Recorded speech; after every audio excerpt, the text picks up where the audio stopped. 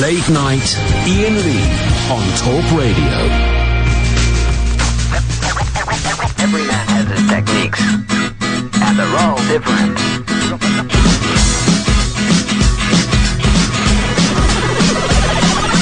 They said you're not normal, why don't you sing R&B? I said I got no rhythm and I got no blues, I'm as happy as can be. They said how can you not bop to hip-hop? I said I most certainly do. Did you not see me dancing the other night like the girls on Channel U? Yeah, I can wind down low, be like the girls in the videos, but for me that's much too slow because I prefer rock and roll. I say yeah, I can wind down low, dance like the girls in the videos, but for me that's a no-no because I prefer rock and roll, rock and roll.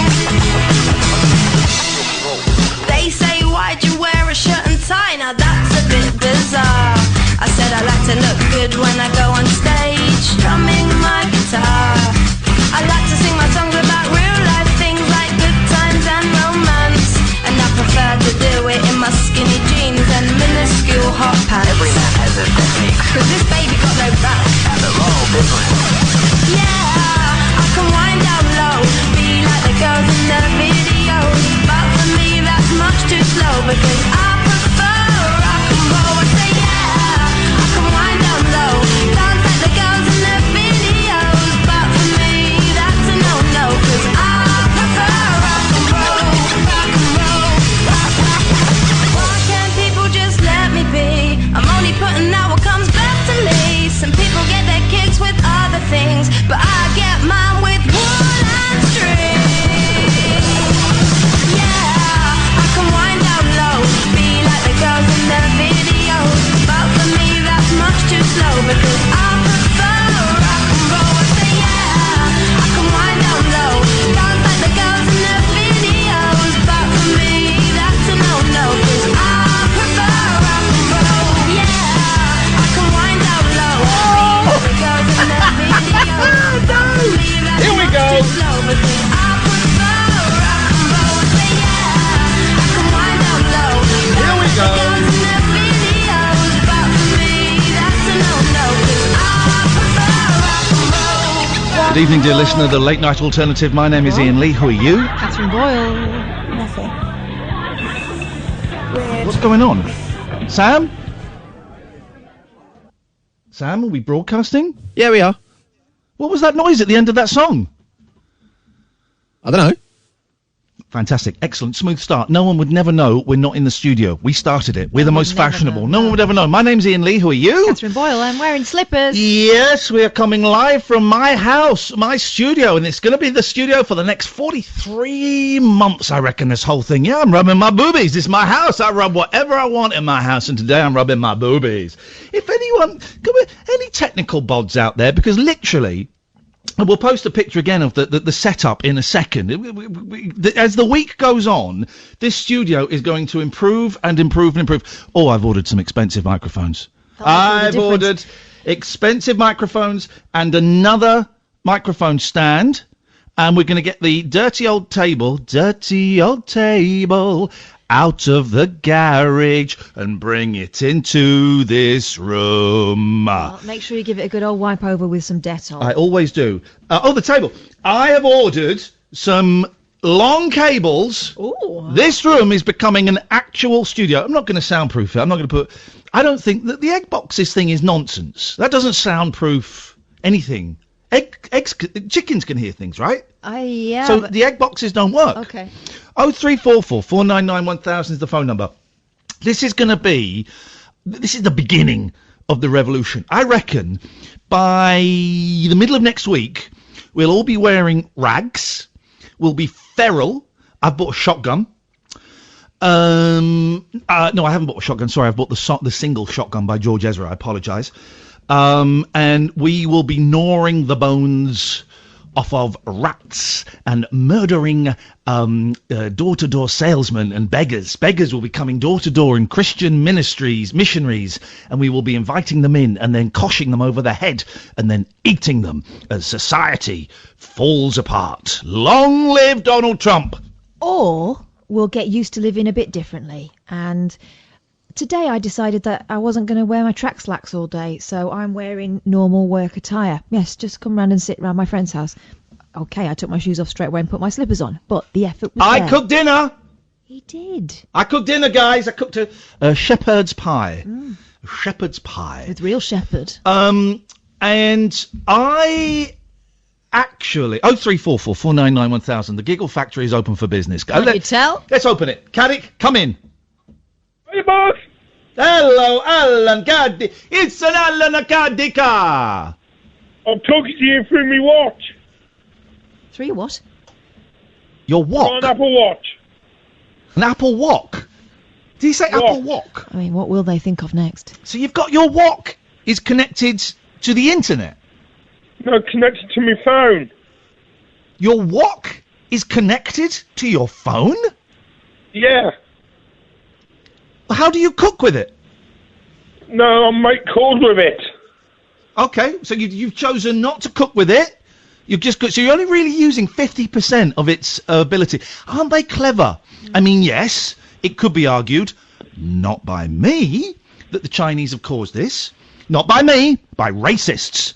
But they also invent woks that connect to make phone calls. Those racists Well, seem got to very have pillaged my local supermarket today. Hang on a minute, Alan, we're talking and it's our show. With the voice of reason. I nipped in to get a bit of Uncle Ben's. I only wanted one packet. You know, that 2-minute lazy stuff that you put in the microwave. I've got about 30. They're so good. Yeah.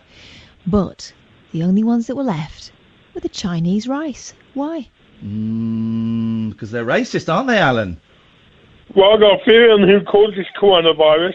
Oh, here we go. This is exactly what the world wants. We need Alan Caddick's theory on who caused this. Because we had some theories yesterday. One, it was someone had sex with a bat in a market. You mean done it with a bat? Done it with a bat in a market. One was it was created to catch the Hollywood paedophiles. These are all genuine theories that are out there. And my Does that favourite include one... Jeffrey Weinstein? Sorry? Does that include Jeffrey Weinstein? Well, yeah, and it's worked. And the other theory is that it's the coronavirus is caused by 5G. And this is before everyone got to stay at home and think about stuff and put it on YouTube. So imagine what is going to happen from now on. Yeah. Well, my theory is it's caused by ISIS. I saw a guy whose number plate was ISIS. Don't tell me it's an Egyptian goddess. I don't believe you. I don't believe you. It was also a very a fantastic nightclub in Nottingham during my heyday. A disappointing song by Bob Dylan. You think it's caused by ISIS, Alan? Yeah, because a Chinese ISIS agent made the virus and activated it in Wuhan. Okay, there's one slight problem with that. I mean, there's several slight problems with that. But there's one slight problem with that in that if ISIS indeed were behind it, wouldn't you think they'd be going hell for leather now? But instead, they've called a ceasefire while everyone deals with it. Have they? No, you're thinking of the Taliban. Aren't they all mates? Oh, Catherine, my God, no! ISIS hate the Taliban. Oh. No, the Taliban have caused a ceasefire while they try and make peace with Donald Trump. And why do they want to make peace with Donald Trump? Because Donald Trump... He's talking to them. No! Because he's doing their job for them. Listen to What? Have you not heard this? It's me, Kath. Shut up! You shut your face. So I'm not allowed to shout because it ruins this delicate equipment. But boy, when the equipment's not so delicate, why are you doing this on your wok? I want to try something different. Well, don't try something different. We're trying something different. That's our job. No, Donald Trump is like weeks away from a COVID-19 cure. Well, he said that, Yeah. but he says a lot of stuff No. that isn't true. Please let me, please. We'll get to the point. I have a lot of time on my hands. Donald Trump is weeks away from a COVID-19 cure, and he is going to keep it for the billionaire Americans and the Taliban. Well, arguably then, if it's just for the billionaire Americans, he does not qualify. I was in a movie. Can I get a COVID-19 test? It seems only famous people can have them. It seems only famous people are allowed to have the coronavirus test. I was in a movie. I came third in I'm a Celebrity, Get Me Out of Here 2017. I deserve? Why have I not had a call saying, yes, here's your coronavirus test? I'm a centrefold, Alan Caddick, and this is true. Well, I've heard of a tunnel and I never had my COVID-19 test. Okie dokie, Alan. Thanks very much. Goodbye. You didn't rise to the bait asking me about our centrefold. My blood runs cold. My memory has just been sold. My baby is a centerfold. 0344 499 1000. Catherine, set the stall up for tonight, please. We're in the Radio Times. No. Come on. No, we don't brag about that. We let one of the callers mention it when Sam's primed them. My parents are thrilled. Tell the boys and girls, the ladles and jelly spoons, what tonight's show is all about. They actually took quite a nice photo of us. Please. Tonight's programme is about peace, love, understanding, and generally dicking about. Yeah. 0344 499 1000. Now, you think that sounds silly, but I think this is a time when those particular things have never been more necessary. We're all fed up of sitting home feeling glum. Let's have a laugh about something stupid. But with a serious bent. I did go to the supermarket today, and I noticed that there was still stuff there. But it was the crap stuff. It was a lot of the own brand stuff. It was some of the cheap stuff. It wasn't nice stuff. A lot of the toilet paper, excuse me. Excuse me. Society is breaking down in my head. Toilet paper was gone. Like, I couldn't find any egg. There's no egg. Oh. So, David, if you're listening, I'd like some egg. But the pasta had all gone. Oh, well, that's been gone for ages. Yeah. Here's what's gone that's new in my supermarket. Go on. And I was talking to the owner. I think it must have been the owner. I'm going to call her Mrs. Tesco. Yeah. Because she was there for quite a while. And she said that this is the first day they've been really struggling to keep the shelves full of booze. Seems everyone's been told they have to stay at home and everyone's resorting to the same thing. What are you doing? No. It's too early for this. What time is it? No, not 10:15. This is what we do when we're filling. We've got 2 calls lined up. No, they can wait. It has dawned on me that, we're going to have fun tonight, but there's also an important message I'd like to get across. And sometimes the best way to get a message across is via the medium of song. Well, I mean, sometimes it's better just to be concise and speak. No. What are you doing? Doing a song? No, don't, 'cause I'm doing a song. I've got to start again now, you idiot. God.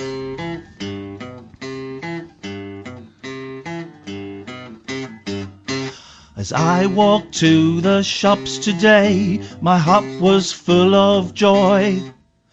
I looked around for lots of food, but there was not much to buy. And so I said, Whoa. Hey there, man, don't be Stop it! a rasta. What are you doing? I'm doing a song. Why are you doing the voice? Hey there, man. Have you learnt nothing from Mike Reid? Yeah, exactly. I'm doing a calypso in the style of Mike Please Reid. don't do that. This is good. Here the man can be a don't think this is rasta. right. Don't steal all of the bloody pasta. What are you doing? Get rice and pea and ting for tea. That will make everybody happy. All right, All together. No, Come on. not all together. What's wrong with that? You did the voice. It's not racist. Well, it is. There's so many things wrong It's with that. It's Don't. a calypso. Leave the calypso to the calypsons. In the style of Mike Reid. Please don't. Adverts. Idiot. Late night, Iain Lee on Talk Radio. I don't want to see it. I do not want to see it. And I really don't want to smell it. You better wash your hands thoroughly. No, don't show me it. Flip it. Don't. Which one did that? George does the long ones. The smallest cat does the most potent puddles. It's disgusting. It's really disgusting. And I've just been shown something I won't be able to unsee. 034. Oof! I just got a waft, Iain. Sorry? Just got a waft of it. Was that the cat or you? Yes, cat. 034. They just had their tea. So, Can we find a solution? Wash my hands. Everybody wash your hands. All right. This is public information. He's washing his hands in the surgical style. Do twix those fingers. What soap are you using over there? Oh, it's not soap. Oh. Well, it's. I run out of soap, so it's homemade soap. Oh God. Basically, just it's wax from candles, dirt from around the cooker, and Cat milk. It's bad. 0344 499 1000. They can't take us off the air because I don't actually know if we're broadcasting anyway. So I don't think we're on the air now. We literally minutes, 3 minutes before the show. Because we're doing this from my house, and we will be for a long time. But Sam is in the studio because he's expendable. We can get those guys the 10 a penny. So Well, he's one of the young, and so apparently they're immune to it. He's a super spreader, but that's nothing to do with the virus. But literally 3 minutes before the show started, he gave me a Team Viewer login and password that he'd literally just been given. So it wasn't his fault. I said, I have no idea what I'm supposed to do with this. And then I've downloaded and installed Team Viewer. Which team are you viewing? Well, I'm viewing none at the moment because I can't see where I'm supposed to put in the ID and the password.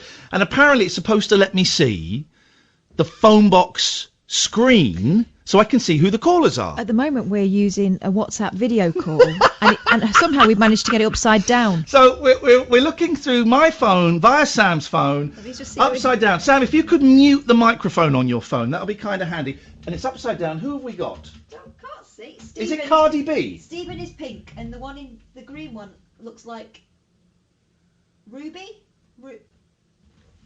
Begins with an R, I think. Let's go to Ruby. Hello, Ruby. If you begin with Hello? R. Hello? It's not Ruby, is Hello, Ruby. Hello? Ruby. Hello? Hello, Ruby. Hello? It's not Ruby, it's Rui. Okay. I don't know if you noticed, there's a coronavirus going on, and you're being picky about a name? Yeah, people get it wrong all the time, and it's not the best time right now. Exactly. So I think we just accept it. What did you say it was? Rudy? No, Rui. Is there like Rui. Rui. All right, Rui. Like Rui. Yeah, Rui. Like Rui. That's the name. Yeah. Okay. That's the one. How are you? This guy's gonna be trouble. This guy's kicking up a stink in the seas. To be honest, I don't blame him. This guy's smoking on an aeroplane. Yeah, I'm all right, man. How are you doing? I'm not too good. What's going on?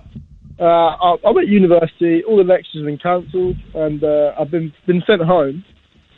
And I coughed twice in my shed, and all my friends decided to go home because I coughed twice. Don't know what in your to do shed? I'm drinking in the shed. I'm about a crate and a half down. Okay. Well, here's the thing. Mine and Catherine's bit about Ruby and Rudy was funnier, and we made it up on the spot, was funnier than your bit about being in a shed. Oh, no, but you've had all day to plan this. No, I'm in a shed. Is this the best you can do? We are literally sitting on kitchen tables, chairs even, I think they're called. They're chairs, aren't they? The things you sit on. Tables. We're on tables and chairs. And we're just busking this. We're doing this into one mic like the Beatles. Well, you've had all day to plan this rubbish bit about coughing twice in a shed. Yeah, well, that's not the bit I'm ringing about. I went to Tesco earlier. No, but you didn't. I did. I went to Tesco earlier, and Prove it. Prove it. I've got a receipt. Show me. I'll tweet it to you. Yeah. Tweet me the picture of the receipt at Iain Lee, and it better be today, and then you can call back in. Oh no! I've been Thanks very much, Rui. Thank you. Also, once you've told us you're a crate and a half in, which, by the way, I don't believe, a crate and a half of cider lollies by the sound of your voice. We can't talk to you anymore, so well done. Things that you used to think got you drunk when you were a kid. Shandy Bass. What was that story that you told me about a children's party that they had at your house? Oh, God, my sister's maybe 10th birthday party, and my dad got a couple of bottles of champagne, except it wasn't champagne, it was like prop champagne, so it was ginger beer. But all the kids, Joe will know this better, I think it was her 10th birthday, all the kids got pissed because they were drinking, well, they thought it was champagne, so they're all kind of slurring and wobbling a bit. Mark Jolly was dancing with my mum and getting a bit horny, and then all the parents came and the kids were drunk, and my mum and dad had to go, honestly, I swear to you, it was ginger beer.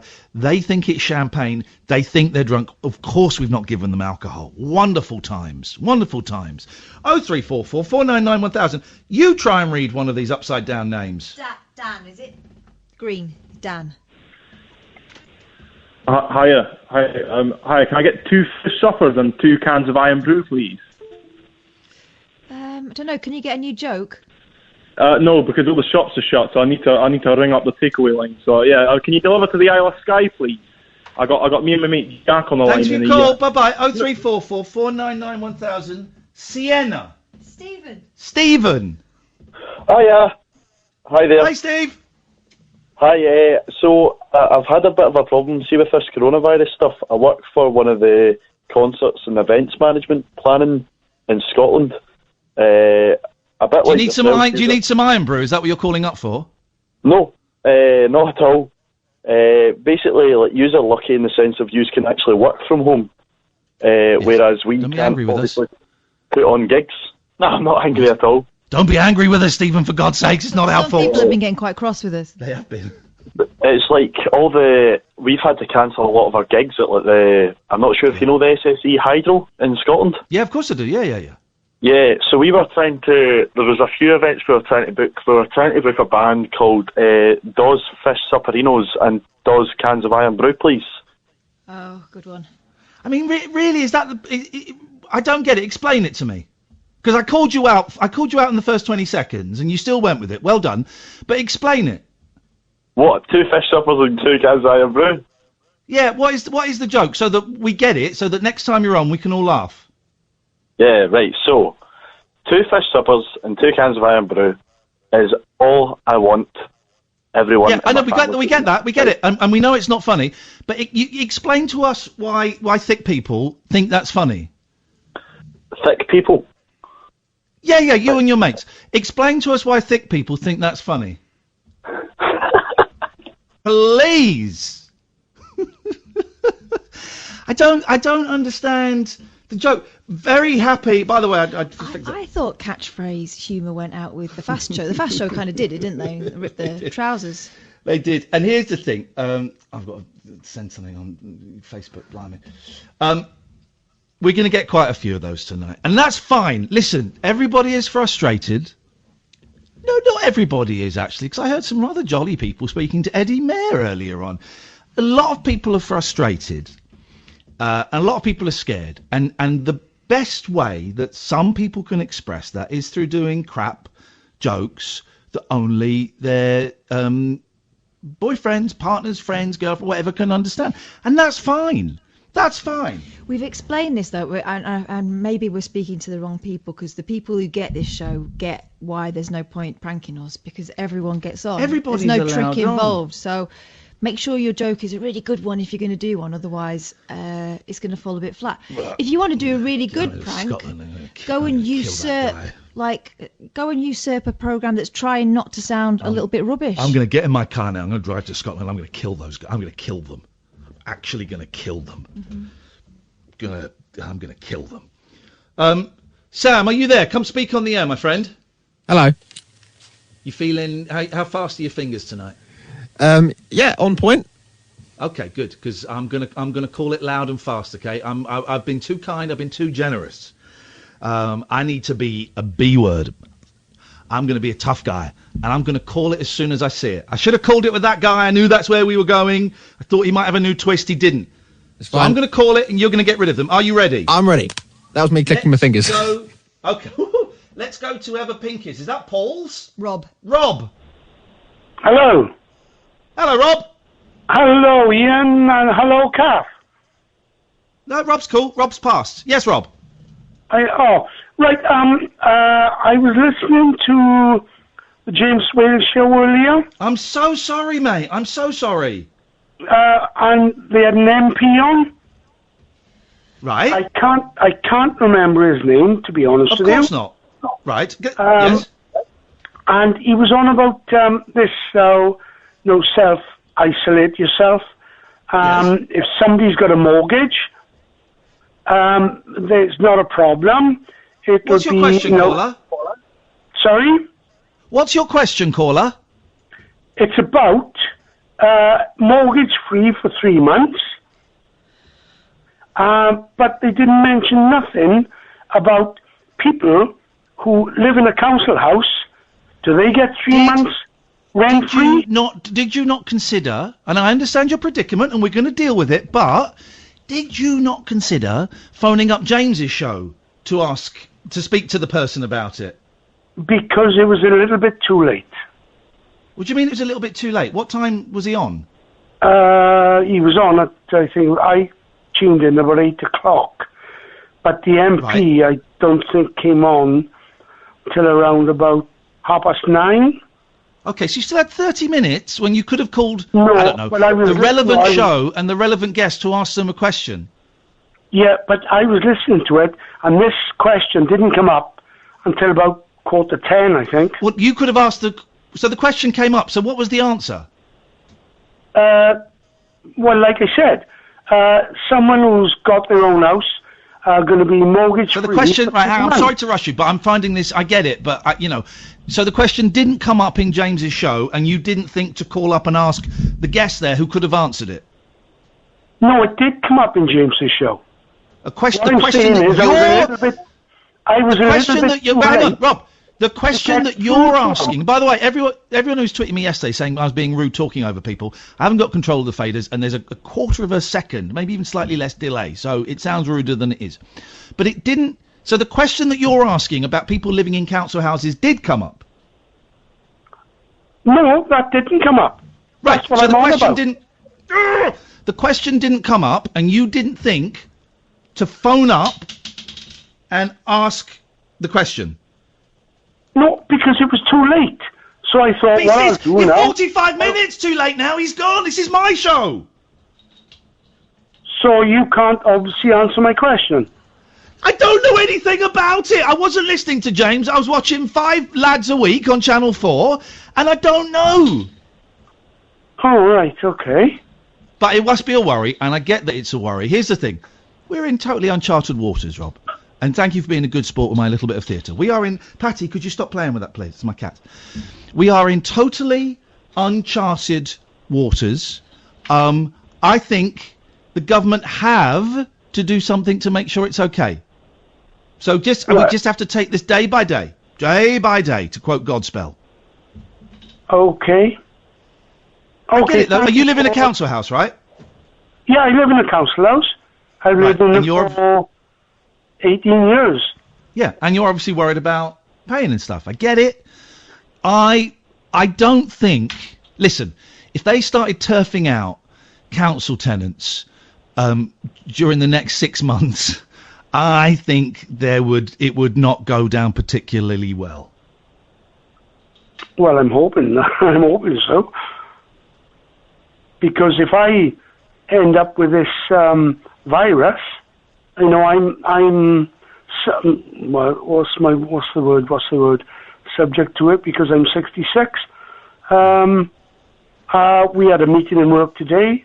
They had us all in the conference room and told us what to do and what not to do. And if we feel unwell, we touch a flu and this. You're more than welcome. Yeah, to say, we know the advice. Everyone knows the advice.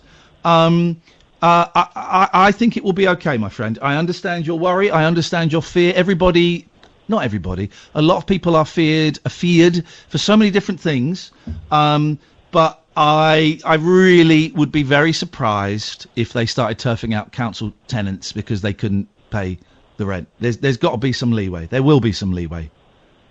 Well, I hope so. Thank you. I hope so too. Thank you. Be safe. Thank you, my friend. 03444991000. This is the late night alternative. Weeknights from 10 on Talk Radio. Late night Iain Lee on Talk Radio.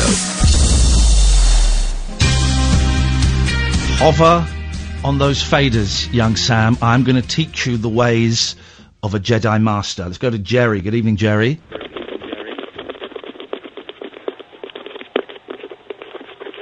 You right, Jerry? Hello. Hey, Jerry, how you doing? Hello.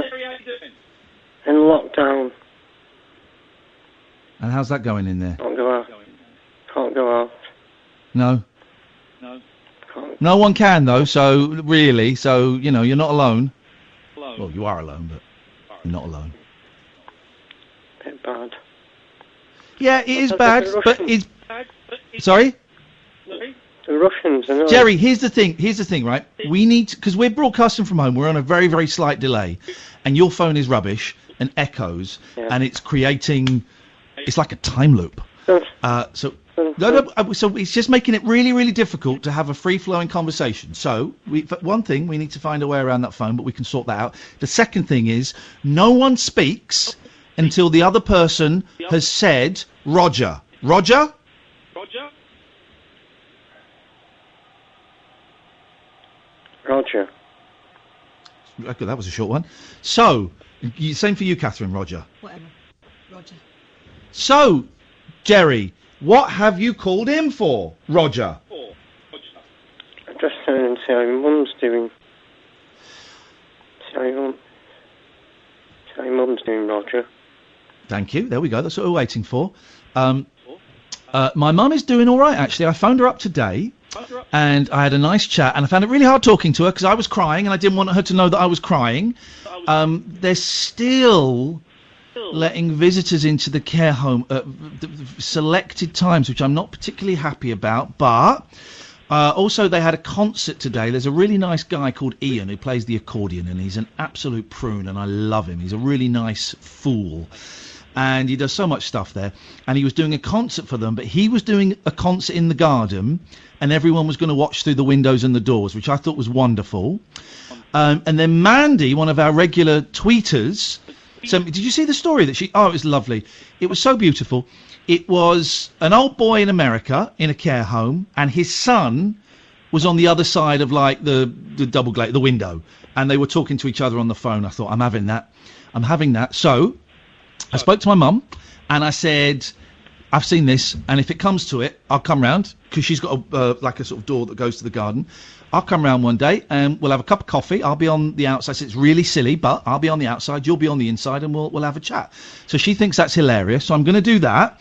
But also, I haven't said the R word yet.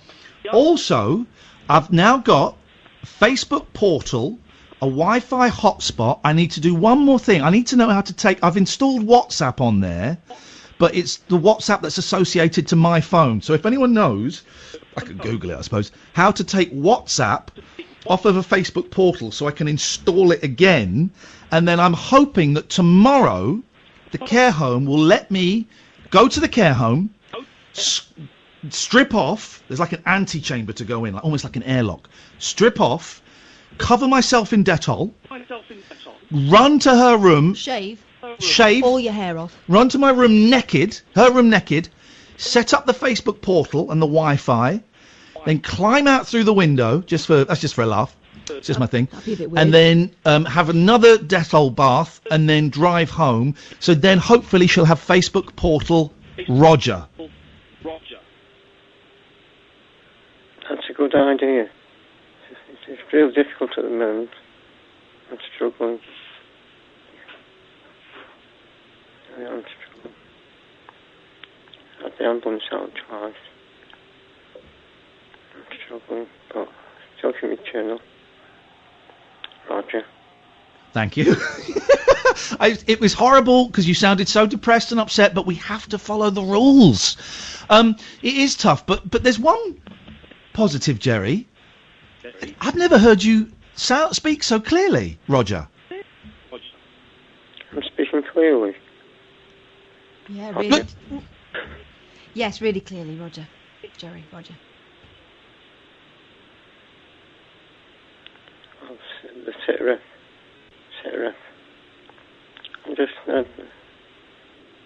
Just it's strange. I think I'm with my mother. I'll miss my mother at the moment.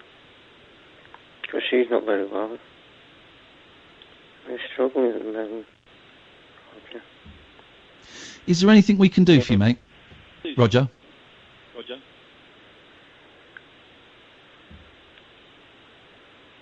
I don't know, Roger. Just I'm just... Something's not right. Not with Corona 18 or whatever it's called. I don't know where the other 17 man. Roger. I feel really cruel doing this, but you've got to have a system, Catherine. And it's working. This Roger. is how we. Roger.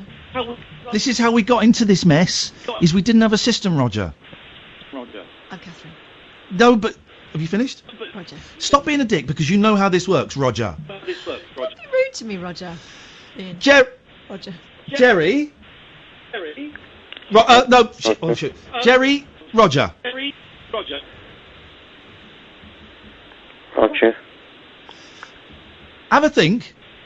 Let me and Catherine know. We're like, Jim will fix. No, not Jim will fix it. Annika. We're like, well, no, she was treasure hunt. That was nothing. Challenge Stop Annika, talking, Roger. please. Please stop talking. You're ruining the system. Please stop talking. Roger. Thank you. No, Jerry, that was for me. Sorry, mate. Roger. Roger. Thank you. Have a think. You're out of this conversation, Boyley. Have a think. If there's anything me and Catherine or the listeners can do to make your life even. I want to make Jerry's life 27% better. Roger. Roger. 14 for a copy. Roger. Over and out. Thank you, Jerry. Have a think. Give us a call tomorrow or the day after. I want to make his life 26% better at the very, very least. 0344 499 1000. The late night alternative weeknights from 10 with Ian and Kath on Talk Radio. Late night Ian Lee on Talk Radio. We're 3/4 of the way through the first hour and we haven't really started the show. What I want to talk about tonight is, while all of this, and it is a really, really bleak time, and I want to be serious for a second. It's so bleak with the coronavirus and just the restrictions are coming in and my kids are scared and all of this stuff. And something really, really bad happened today. I'd ordered online what I thought were a pair of jeans from Gap. Because all my clothes are from Gap. You mean, is it not called The Gap? Could be. I just abbreviate it to Gap because I'm so familiar with it.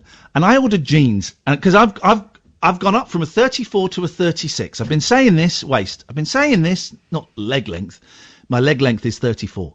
I've been saying this. Chucked out all my 34s and I bought these jeans, and they came today, and I put them on. I thought, they fit. Like a glove. Oh, well, no, like trousers. They'd have 5 legs, and one of them will be tiny. They fitted, and I thought, this is great. And then I bent over. You could have a choice of which ones you wanted to use that day. And then I bent over, and something felt wrong on my ass. Oh. And I thought, this doesn't feel. These look like these. And what it is it's look at this. Point. It's like stretchy. Oh. It's stretchy material. Are these the new ones? Yeah. They've got like that's tiger bites in. That's toothpaste there. Is it? That's toothpaste. Oh yeah, it is. They're stretchy. Here's the thing. This is serious.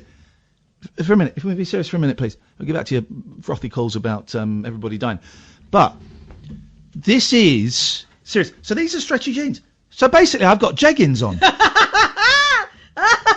I'm wearing jeggings. They are very thin. These are jeggings.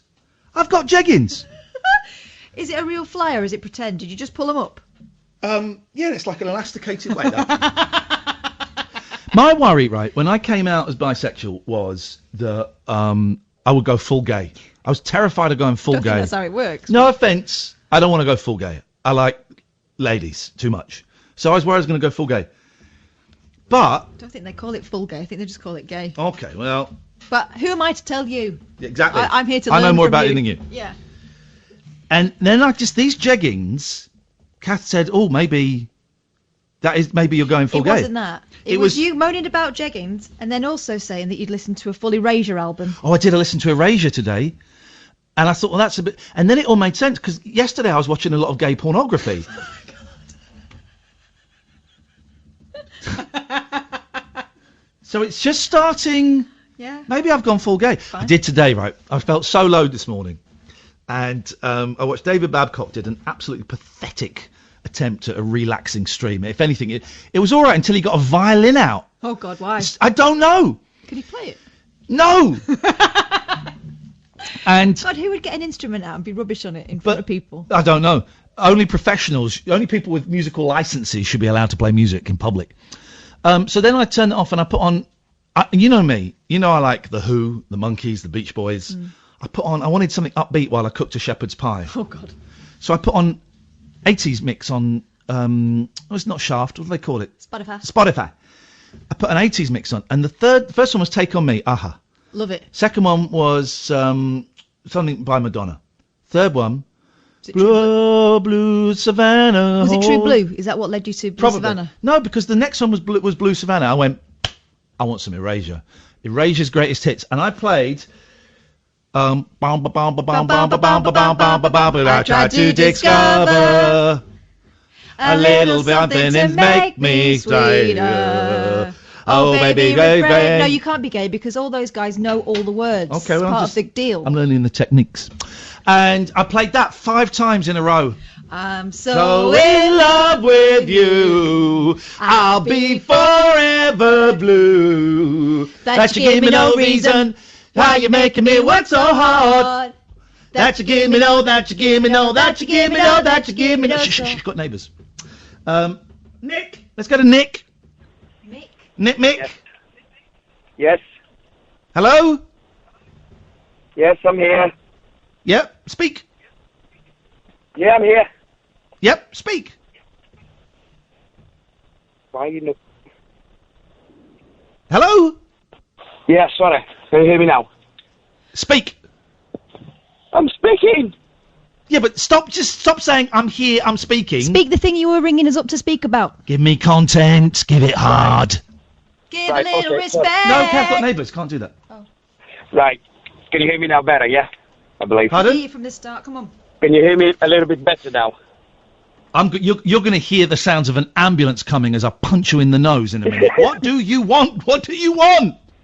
Well, I was just I was calling about 25 minutes ago, and I would just hear all your previous callers. Also, wanted to say is a very good evening to all of you in there, and just to say that I've been in Costco today about this virus thing, and everybody are just taking all the toilet paper. It was coming in for 5 pallets. They came in within a subject of 10-15 minutes. It all disappeared. Here's my thoughts on this. Yes. Are you aware of the ancient art of ninjutsu? No, I would say no. Okay, it's what the ninjas do, and what I've taken to doing now is ninjas have throwing stars that they would throw, very sharp throwing stars, and they throw it at people, and it would kill them. Do you know how it killed them, Catherine? I'm aware about it because. Do you know how it killed them, Mick? Yes, I know. What how? I bet you're not. How did it kill them? If I remember correct, back to my kid years, they used to throw into each other with how do you call them? I forgot the word now. Frisbees. No, we're talking about the throwing stars. You don't throw them to each other. It's just them stars, you know. They're like they had different shapes, and they used to throw them at each other. But it's really not the throwing of the star that would kill them. Right. You dip the points in poison. So I've got them in my sock, not now, but when I go to Tesco. If I see any scumbag, if I see any because we're not allowed guns in this country.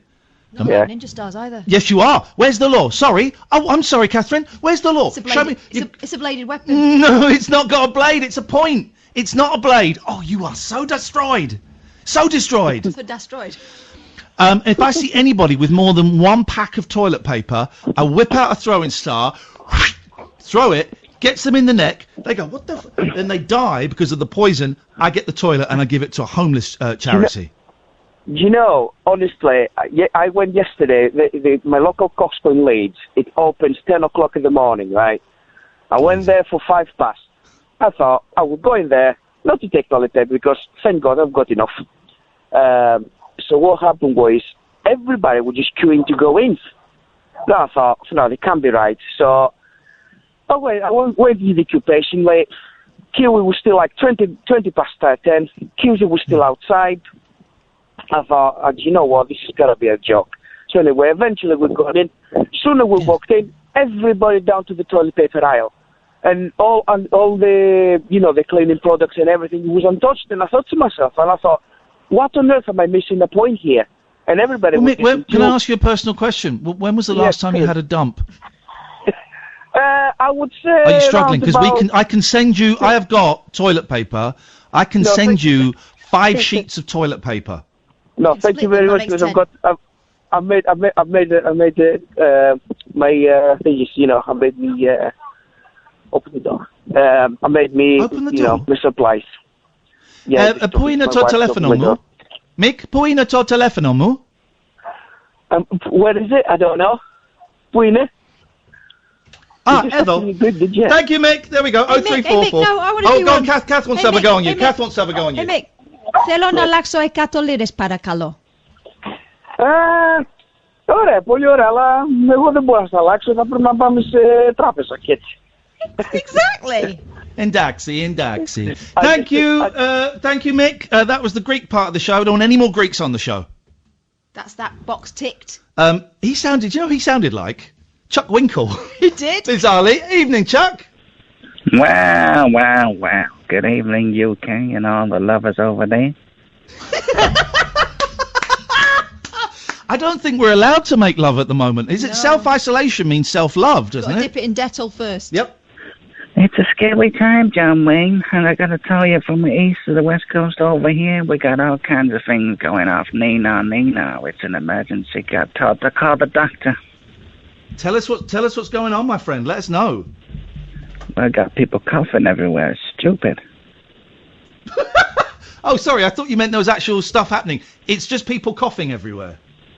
Well, President Trump has been confirmed as a carrier of COVID-19 this evening. Has he? He said he was tested negative. It was tested. No, negative. That's what he was saying. Tested. Negative. Bad news over here. That doesn't make any sense, though. I see what you're trying to do, but that doesn't make sense. He was tested. No, negative. What? No. What do you do with that, Joe? Do something like, finally, a test he's not claiming to have passed. It's not a joke. Sorry? It was in a press conference. Tempers are flaring. Let me tell you, it was in a press conference. He said, President, have you been tested for your COVID-19? He said, yes, I have. And then I said, how are you feeling about it? He says, negative. Well, that means he hasn't got it. No, he's feeling negative, goddamn you, John Wayne. Serious times here, please. What is? Listen, Chuck. You need to focus on this. We want on this show. We want facts. I want facts. I want you to give me fact. So we've got to be so precise with our language. Yeah, I got facts coming out my bum hole. Listen. Is that a symptom? I've been asked by Talk Radio to do some worldwide news about COVID-19. You want it? Probably not. But let's see how far we get. Okay, I've prepared a little package for you. So, well, COVID-19 around the world going up in big time, a lot of holy. Got a lot of people over in China saying it got a serious time. That's where it came from in the first place. President Ban Ki-moon had this to say earlier. Play the clip, Sam. Don't think he's got any clips. God damn it, John, we prepared this. Sam, have you got any clips?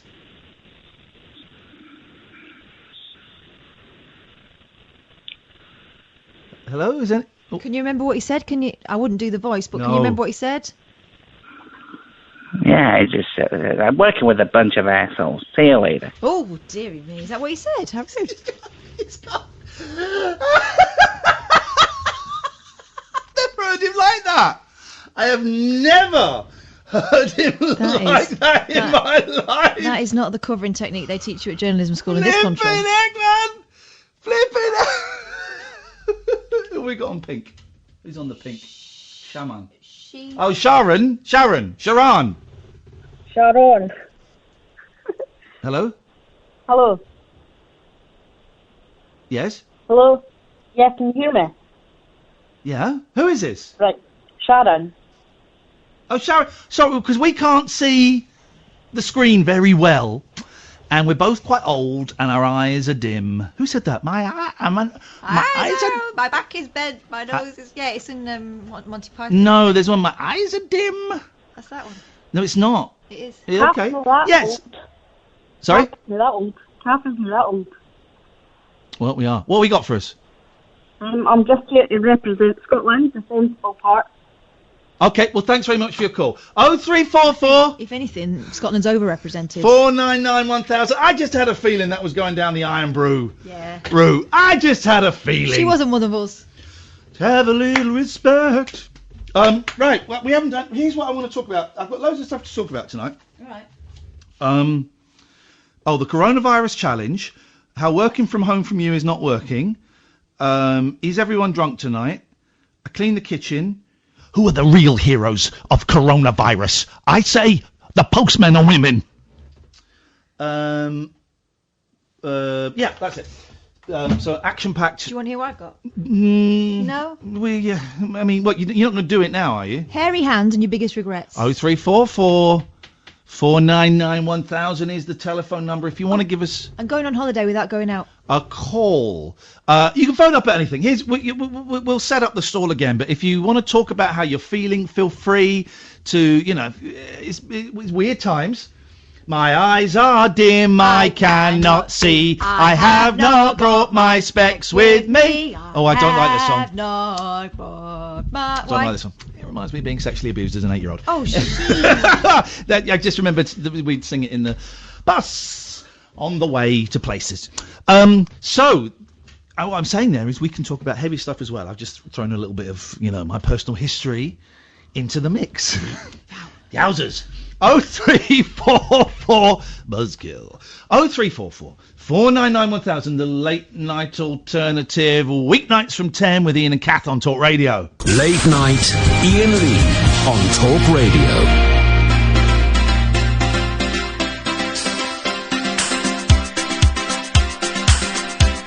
I try to discover a little something to make me sweeter. Oh, baby, refrain from breaking my heart. I'm so in love with you. I'll be forever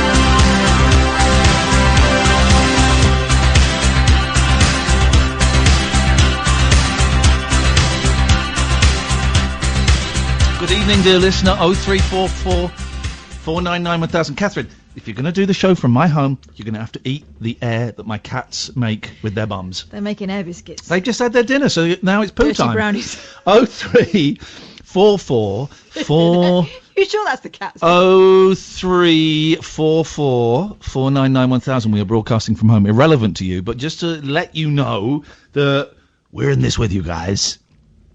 Except we're still getting paid. But we really are keen to everything is so heavy, isn't it? And so weird.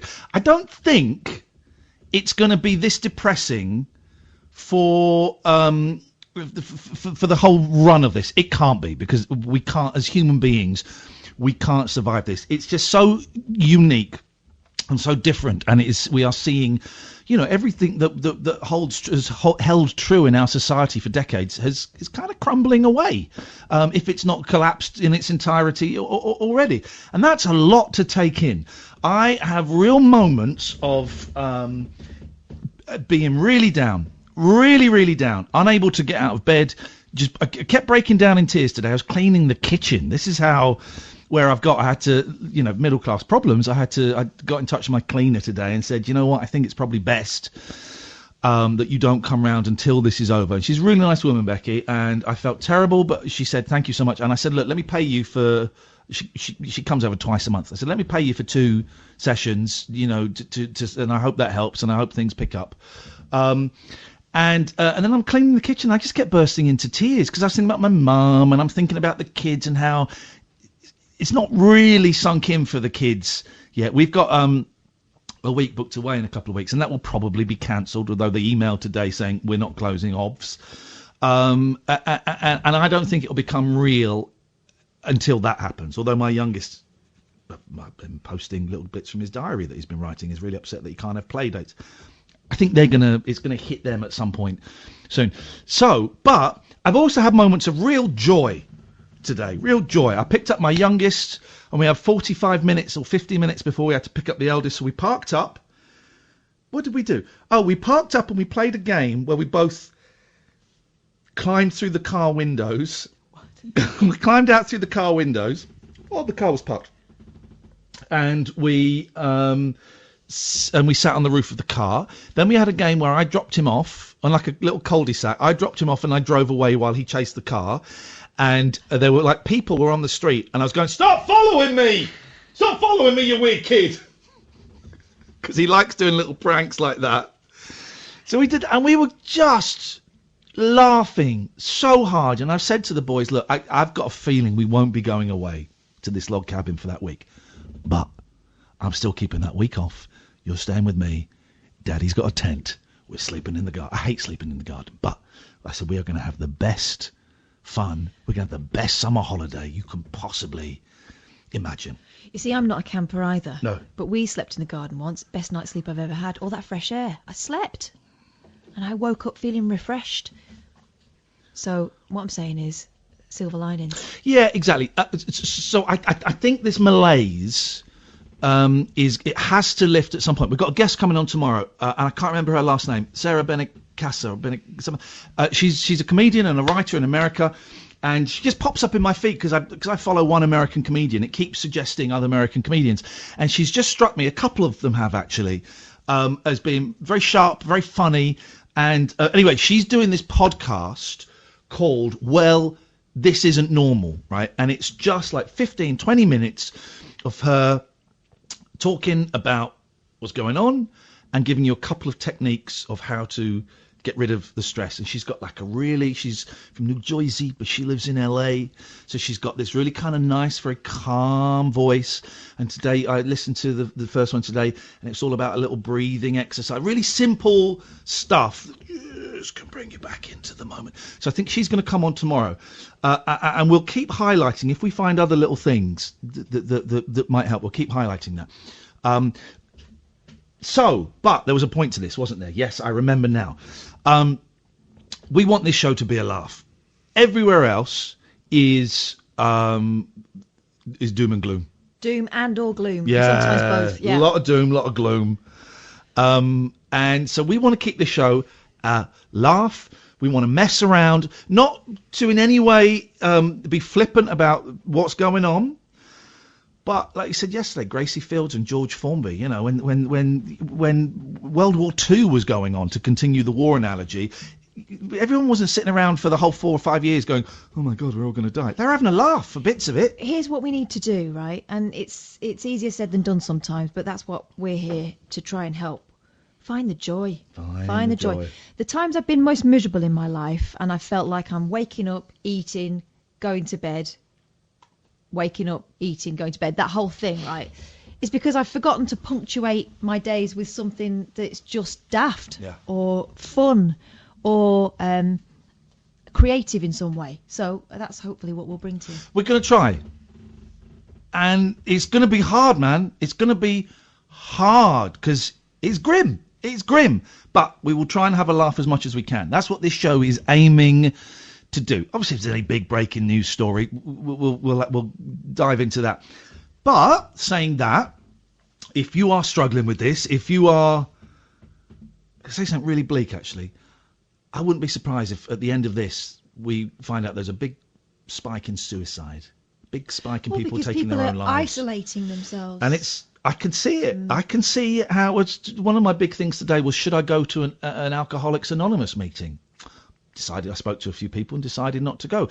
A lot of the meetings are closing down because they're in coffee shops or they're in, and so the venues are closing down, and obviously it's probably not safe. That puts people at a huge risk, especially in the early days of recovery. When you need to show your face. You need for people to miss you a bit. That puts people at a huge risk, and I've been reminded that there are loads of online meetings, so I'm going to do that. But I bet that at the end of this they'll go, oh, there's a real spike. We're gonna have a spike in people taking their own lives and a spike in babies. Oh God, yeah. Let's remind you though that of course Samaritans are always there. Yep. So the number for them is 116 123.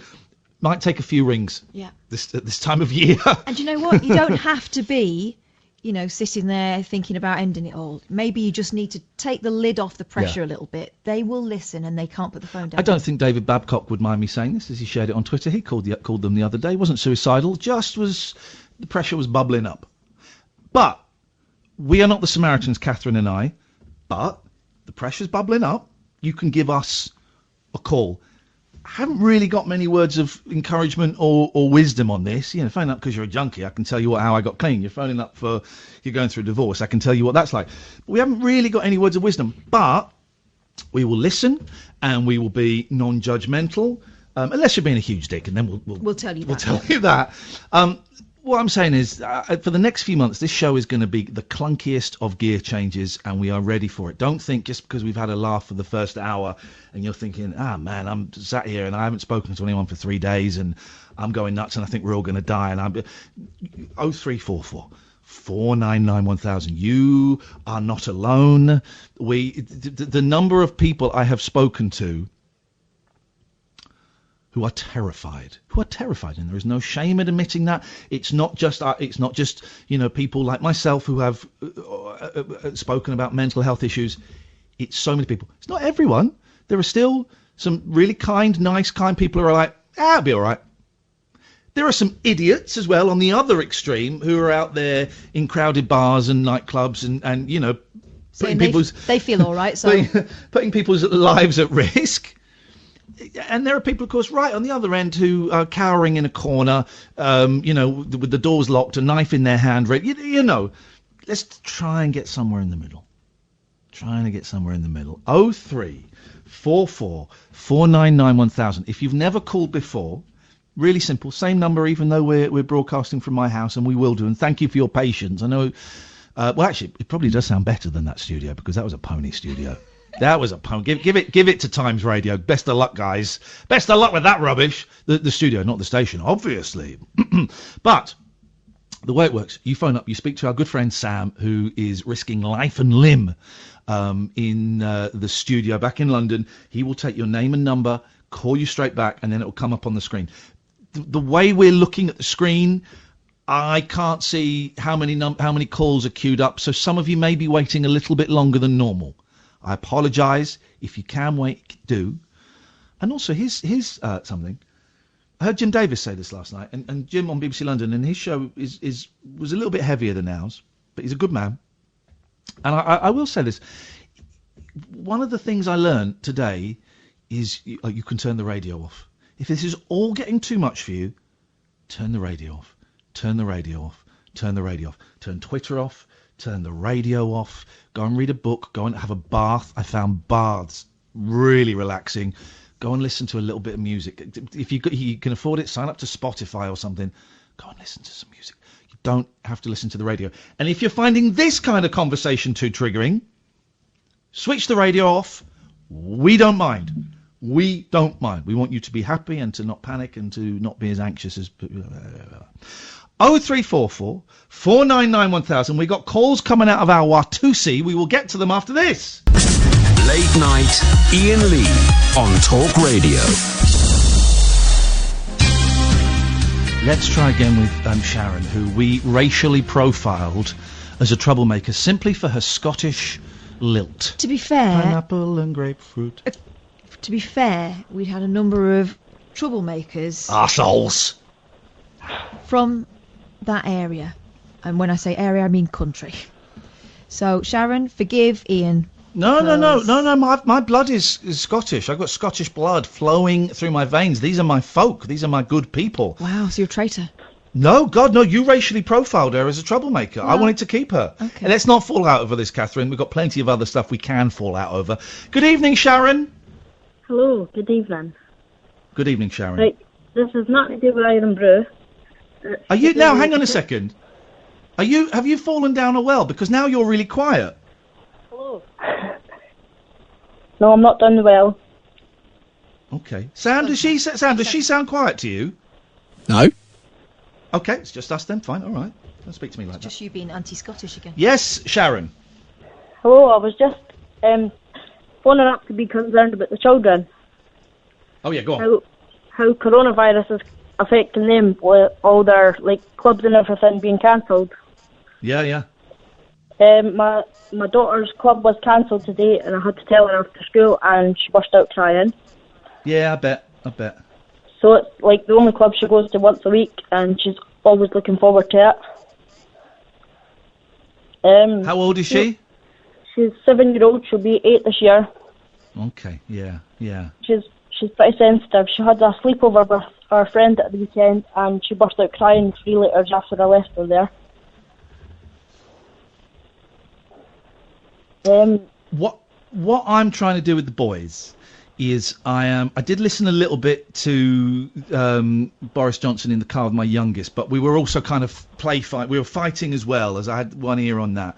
Is when they're in the car, we have Kiss on the radio station. We have Kiss, so they're not listening to it. And I know that it's being talked about in their school. And I will kind of ask them how they're feeling. One thing, I've been retweeting it. I've bought both boys a journal, and I suggested they kind of write it down. I said, because in a year you won't remember this. You won't remember what this feels like, right? So why don't you write down? And they're both really into it. Only a couple of days. They'll probably get bored in a bit. Writing down what's happened, why it's weird, and how they feel about it. And they've both found that quite helpful, I think. Yeah. That's really helpful, yeah. I don't know if that will work with your... what I'm trying to do is I'm trying to not exclude them from the conversation and not lie to them, but I'm also not making it the entire conversation. And the really scary stuff, I'm kind of keeping out of their way. Although, with my 10-year-old tonight, we had dinner together, me and the 10-year-old, and I said, "How are you feeling about this?" He said, "Okay." I said, "Are you scared?" He said, "No, I'm not scared. I think I'm a little bit worried." And I said, "What are you worried about?" "I don't know." I said, "Well, I'm going to be honest. I'm a bit worried. I'm really worried about Nanny Linda, because if she gets it, I think she will get very ill with it." And I said, "I'm also worried a little bit about your other grandma, because if she gets it, I think she'll be ill. I think she'll live." And this is completely honest, and I'm not kind of making it up. I'm not, building it up. I'm not. I'm trying to be honest as I can, keeping some of the crappier details away from them. Yeah. Which I'm sure is similar to thing that what you're doing. I'm not in any way suggesting that you're, I'm sure you're handling it as well as we can for parents in a completely unique situation. Yeah, the little one's just upset that everything's getting cancelled, and she doesn't really understand it all. Yeah, I think that's when it's going to become real for them, when school closes, but we're not having play dates, birthday parties have been cancelled. And go on. Her school are preparing for all of that, though. They're like putting birthday parties in classes and preparing like cinema days in their classes, and for when the school closes, they're preparing to deliver meals to people's houses who need them. Right.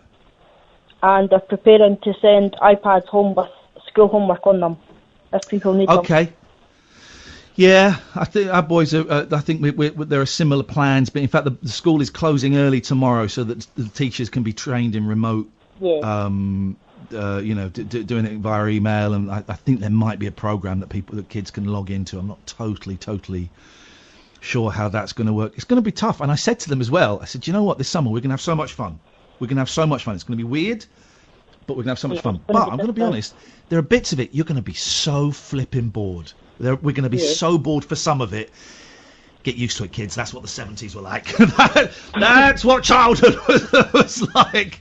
I bet you're doing a great. I bet you're doing a great job, Sharon. And it is tough. It's upsetting as well. We want the best for our kids, and we want them to be happy. And this is it's a not crappy we've ever time. had before, really. Yeah. Hang in there, Sharon, and thanks for sharing that with us. Yeah, no problem. See you later on. Take care. Thank you. How are your bye, Sharon? 0344 499 1000. How are your girls at the moment? They're all right. It's just sort of bubbling away in their consciousness, I think. But I try and keep them occupied with as much normal kid stuff as I can. Like, we kind of lost the cat for a while today. I didn't do that on purpose, but it was a nice distraction. Stuff like that. And I don't know. I tell them what they need to know, but I don't tell them all the ifs, whats and maybes, because what's the point? Yeah. What's the point? A friend of mine did a really brilliant thing today. She's in Ireland. To be sure she's in Ireland. Don't do the voice. And obviously it was St Patrick's Day today, and they couldn't do the parade that they'd normally do. Paddy's Day. You see the picture of the naked man at 10:30 in the morning? No, I didn't. Oh, I'll find the tweet. That wasn't my mate. She did a lovely, long, winding parade involving all that basically looked like all the toys in the toy room, lining the street that she'd made for the kids, put on some rousing music, and the kids had their own parade indoors. And I think sometimes this is a moment where you get a chance to use your imagination a little bit and keep the magic there as much as possible. There we go. Kids Temple need Bar it. at 10:30 a.m. on St Flipping Patrick's Day. We've been there. He wasn't there then, We was have. I'll retweet that. Let me retweet that again if I can, because that's a great one. He's got one hand. It's a naked man with his back to us. He's got one hand in the air. I've no idea where the other hand is. Well, they're both. I wonder if they're both in fists. Here's the our good friend Pete. What's on the tapes guy, Geeky Pete, has done a tweet. And Pete, I'm talking to you. Let me read this out.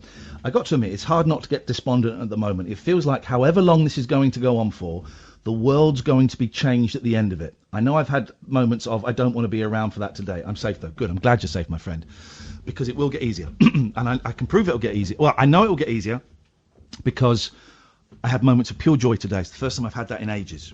First time I've had that since this really kicked off. Big style. Actual joy. Short, but it was there. But there, and that shows it can happen again. Yeah, exactly. It'll happen again, and it will get longer. This is interesting. The world's going to be changed at the end of it. Yeah, it is. I was having a chat with my friend Simon and Conan.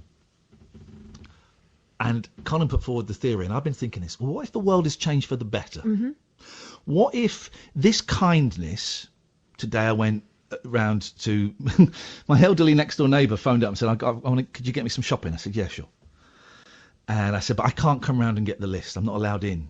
He said, well, you came in yesterday. I said, yeah, I know, but that was before we weren't allowed in. So that one's okay. We won't catch anything then, but if I come in now, we'll catch something.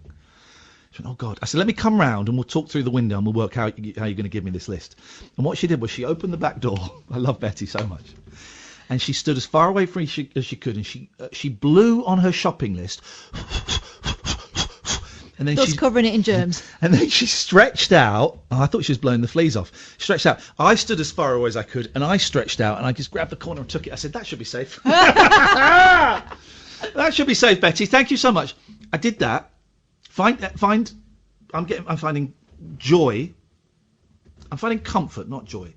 Comfort in helping others. Yeah. Did that. Someone got in touch on Twitter and said, there's someone that needs some shopping. Could you do it? They're about 30 minutes away from me, and I had nothing better to do. It was kind of on the way to the kids' school. Went and did some shopping for them and dropped it off. Woman with cancer. I'm not going to say no to someone saying there's a woman with cancer who can't get out. Could you? I'm there. Sorry, mate. I'm too busy. And it took me out of myself. I'm really hopeful the world's going to be changed at the end of it. I'm hopeful it is going to be changed at the end of it. I'm hoping this kindness carries on. For some people, it won't. Of course it won't. Some a-holes will go back to being whatever. But I think for a lot of us who are helping the woman next door, who are, I went to my ex-wife's house today with the boys. Someone had put a note through saying, "Hi, I'm Jim from number 8. Just to let you know, I'm fit and I'm healthy. If anyone needs prescriptions picked up or shopping done or anything like that, I am around and I'm more than happy to go and do it." That's insane. Yeah, even if you don't take him up on it, the feeling that someone else is bothered enough to do that is great. I read that and I had a little cry going, flipping heck. Why couldn't we have done that 6 months ago? Well, here's the thing. I think we'll be doing it in a year, and I'm really hoping that some of us will be doing it in 10 years. It's kind of an extension of what we've been doing on this show a little bit, and I know that a lot of you listeners have been doing it as well. If a lot of people can carry on doing that in 2, 3, 4, 5 years, that would be great. I'm really enjoying washing my hands. I was talking to the boys. I was saying, well, when this is over, I'm going to carry on washing my hands. And they said, yeah. And we were talking about how people used to wash their hands before meals. No one does that. Mm-hmm. I'm up for it. I'm enjoying it. I'm enjoying saying to the boy, put that down. Come on, let's all go and wash our hands together. And we're doing it, and we're having a laugh, and we're throwing water at each other and flicking soap at each other and having a laugh. Do you know what I'm really looking forward to? Going to the cinema again. Or going into the next time I sit in a restaurant, or the next time I go and see a show, or whatever it might be, it's going to feel that much more special because I will still remember what it's like for that not to be an option anymore. I watch the television now, right? If you watch a film and people are out and about, it looks weird. Oh, we watched an advert for Deliveroo earlier on and going, the old days. Yeah. Do you remember that? Look how close he is. I think we'll travel less. I think people will travel less. I think people will. They'll have to because loads of airlines are going to go bust. Yeah. Small businesses are probably going to... Some small businesses are probably going to go bust, but I think it will change. I think we will recover from a lot of the negative changes. I'm really optimistic that some of the positive changes, like broadcasting from home, well, I was going to say, we've been told for years, about 10 years, that the way people work is going to change, and maybe the rush hour will be a thing of the past by the time our kids are grown up. But actually, I think what's happening now is that companies are being forced to put into practice things that they only had in the back of their minds for maybe a rainy day sometime in the future when they can be bothered to trial things out. Now they're having to put these things in place, and by the end of it, some of these companies are going to have some really good strategies that will allow people to stay at home and maybe organise their lives a bit better. Pete, I don't know if that brings you any comfort. Probably doesn't, and that's fine. But you actually have my telephone number, so if you want to text me, do. But I know how difficult it is. And one of the things about not going to the 12-step meetings is I'm so uncomfortable doing it, but I'm really relying. I've been invited into WhatsApp groups, and I hate WhatsApp groups, but it's really, really good because my phone keeps pinging with a message from an addict or an alcoholic. And you know what? That is exactly what I need right now. So I mean, part of me was kind of thinking, and this isn't a thing, and I'm not going to do this. I was thinking, well, do we have kind of a listeners WhatsApp group? That's not quite. I suppose this is it. The show is the listeners WhatsApp group, where we all just keep an eye out for each other, and if anybody is slipping a little bit low, we put our hand out and pull them back up, because it'll be us the next day falling a little bit that will want a hand up. I'm rambling. 0344. Actually, I'm not going to give out the phone number because we've got loads of calls. Tyler, then Alistair. This is Talk Radio. Late night, Iain Lee on Talk Radio. Hello, dear listener. Late Night Alternative. Good evening, Tyler. Hello. Hello, Tyler. Hello? Yes, Tyler. Can you hear me? Let's go to Alistair. Oh, no, who's on the other line? I can't see the other line. Is that Kane? Hello, Kane. Hello, Ian, mate. How you doing? Very well, thank you. I'm so in love with you. Please can I have iron brew and 2 fish suppers? Ian, can you stop it for me, please? Thank you very much, Kane. 03444991000. I quite like that one. I quite like that one. There was a bit of thought behind it. There was a little bit. I like that one.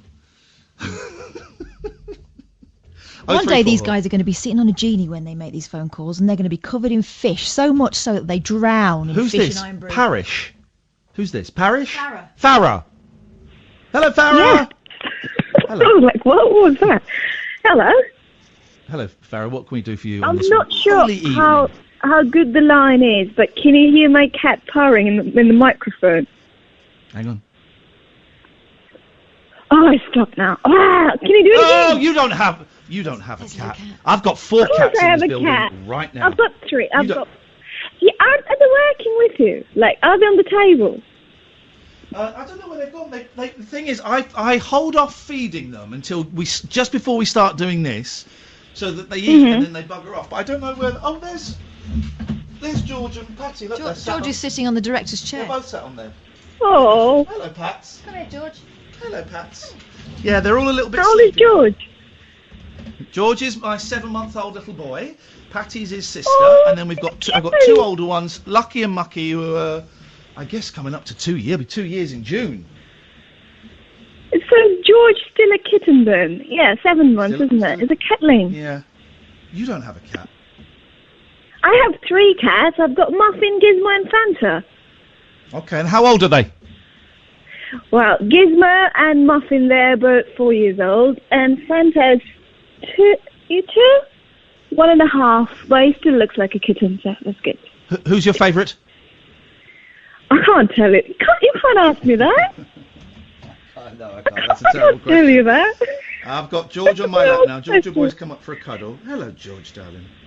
He's like, Can I ask you something? Can I Of course ask you can, something? yes. I need you to be honest with me. You know, yesterday, tech hiccup with the... Hang on a minute. Your line just cut out then, Okay. Farah. Ask that again. You know, yesterday you had a little hiccup with the cables and you guys went off air and... Yes? Was that the cat? I'm going to be honest. No, it was me. It was me. I knocked a cable out that's holding this microphone in. I So thought it would be you're a not- simple case of plugging Oh my it in. God. It wasn't. And it buggered up the Okay. whole thing. You wait So it tomorrow. was I'm getting new actually you. microphones. It was It was you. actually It wasn't me. the cat, and you were not like, just covering up for your cat. I would cover up for the cat. He would blame the cats. He tell blames you. the cats for the fart. Okay, I'm really glad that we're talking about cats and not, what virus. What is, oh God, I had a good one. What do you call a group of cats? Pain in the ass. No, that's true, but there's a name for it.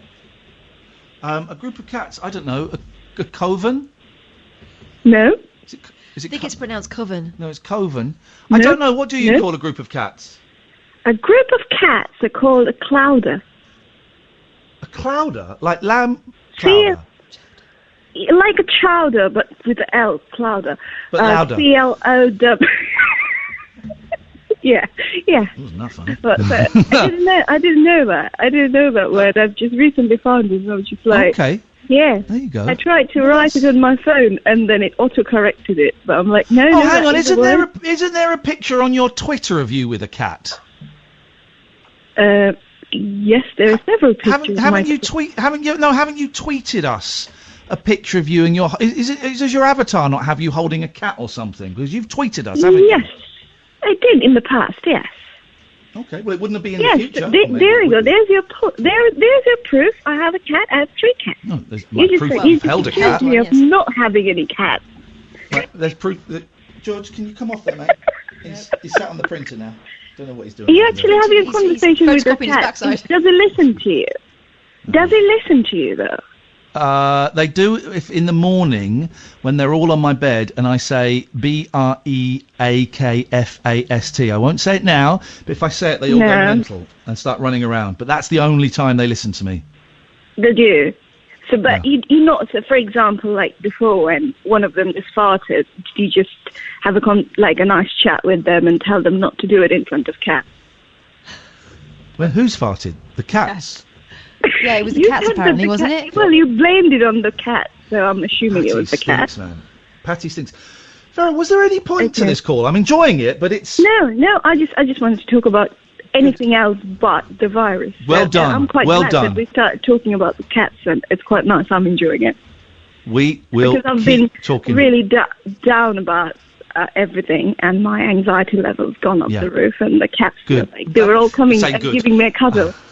I'm saying good. I'm saying good that you've called in, not good because you said my anxiety's gone up. Good. Oh no, what I meant was there's ever such a slight delay on the line. Good that you have called up. Farrah, listen, thank you so much. You give us a call any time. Thank you. 0344 499 1000. This is for just 3 hours a night. Oh, so I'm not doing Fridays anymore. But Kath, for some selfish reason, why do you want to do your Friday show from my house? That doesn't seem fair. Because you've got all the equipment. No, I would give it to you. All it is a microphone. You can borrow my microphone. No, and then this snazzy thing. This is an app on a computer. This is a website. You can just do it on the Mac. We've done it on the Mac before. Yeah, but it took you 20 minutes to sort it out. No, it didn't. This evening, it took me 3 minutes because I know I watched a YouTube video. It's easy. You watched the YouTube video about 4 times yesterday and it still took you ages. No, the thing was buggered yesterday. That's not my fault. Well, what if it's buggered at my house and then I'll get the blame for it? Well, it was okay. I don't care. That's also, I can't manage a game of Trivial Pursuit online on my PlayStation at home with the Wi-Fi that I've got. So what I'm thinking is, yours. if Kath's going to be doing her show from my house on a Friday, I might as well put my mental health at risk and do the show on do Fridays. No, I'm not going to interfere. Do Fridays. This is what I'm thinking. I've not spoken to Alif, who would be out of work as a direct result of your action. Or inaction. I've not spoken to the boss. It's your action. I'm going with the flow. So I might be doing Fridays. I don't know. We'll see. Everything's so weird. Alistair! Good evening. Sorry to keep you waiting. You've been on there for ages and ages, and I'm so sorry, my friend. What have you got for us? I understand. Well, basically, I wanted to give you some joy, hopefully. I was talking to... well, not talking. I was messaging on WhatsApp and Twitter another listener to your show because we've connected because of he's got similar issues. Do I hear wedding bells in the distance? No, it's a man. Men can get married these days. But no, I mean we've connected to talk about the issues, and it's a wonderful thing that this show kind of, it's a good thing that happens. And a couple of callers you had last night, I did send them a text afterwards, sort of wishing them peace and love because they were going through it and everything. And it reminded me that, of course, all of this is possible due to, the fact that you and Kath helped me, see the way to Alcoholics Anonymous. And, I felt very humbled about the fact that I was in that position to kind of help out, a fellow human being because of that. I just wanted to really sing your praises about what you do because here's the thing, you're an absolute... Go on. I'll let you finish this sentence. It sounds like a nice one. Go on, finish this sentence. Go on, finish it. An absolute... Bell end. No, go on, Bob. I'll let you finish this sentence because it sounds like a nice one. We should have been Rogering again, shouldn't we? Anyway. Sorry. I beg your pardon. Joy.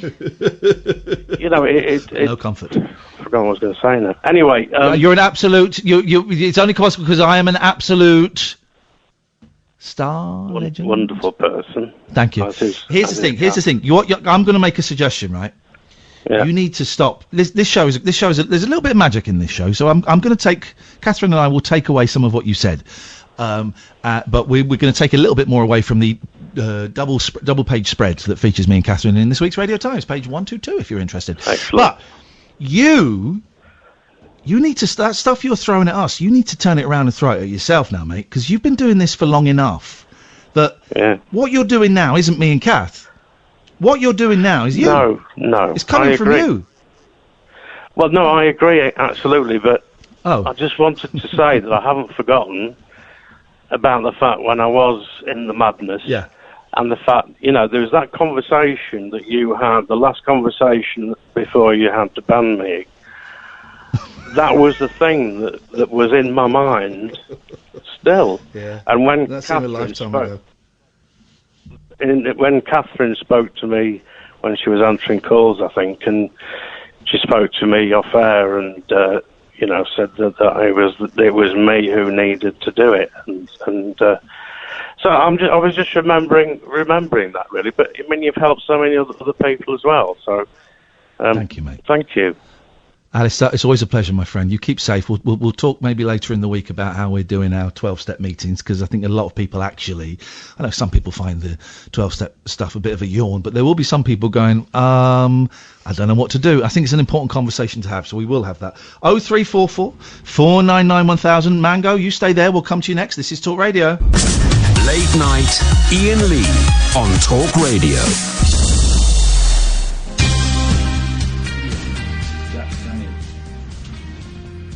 Jervil, line 1. Hello, Jervil. Hello? Hello, yes, what's your name? Oh, can you hear me? My name's Jerry.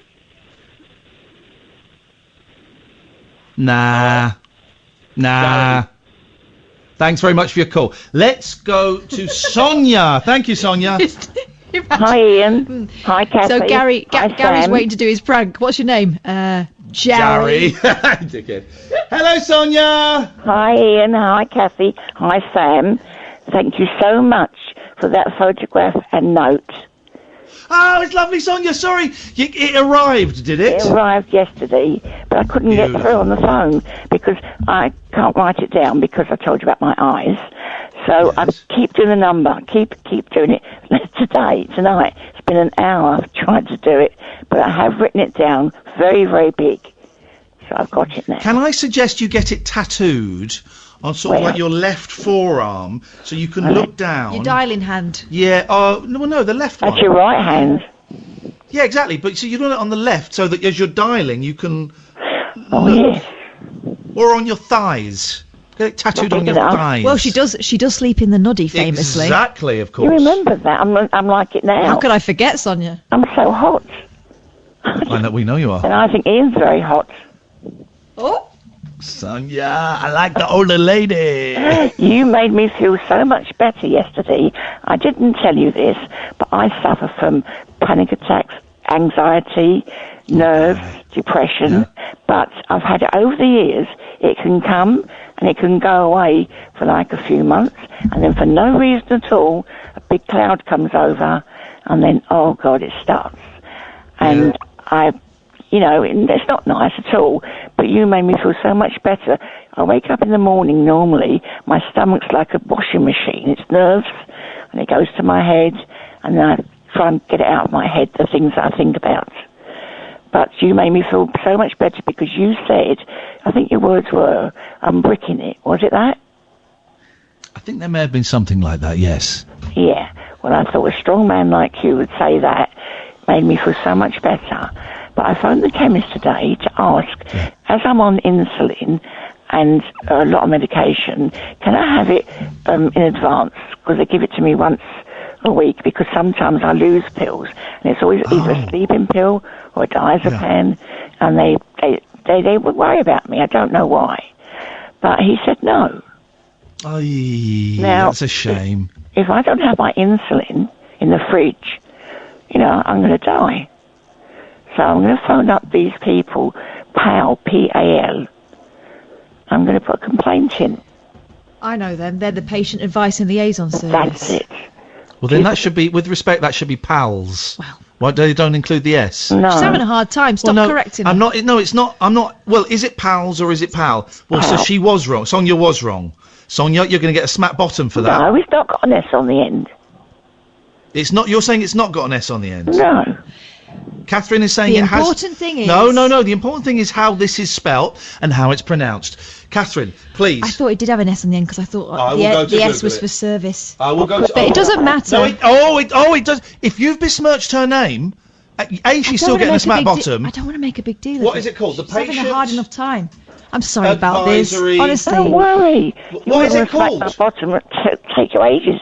I think he wants to smack your bottom anyway. What is this flipping thing called? Patient Advisory and Liaison. Service. Yes. Is it PAL? I or is won't it argue PALS? with you over that. Oh no! I think what you're forgetting, Ian, is that I work for BBC Local Radio for 15 years. Sonia! What? It's PALS! It's PALS! I apologise. This PALS! I'm sorry, Sonia, you're going to have to bend over. Ouch. Ouch. Ouch.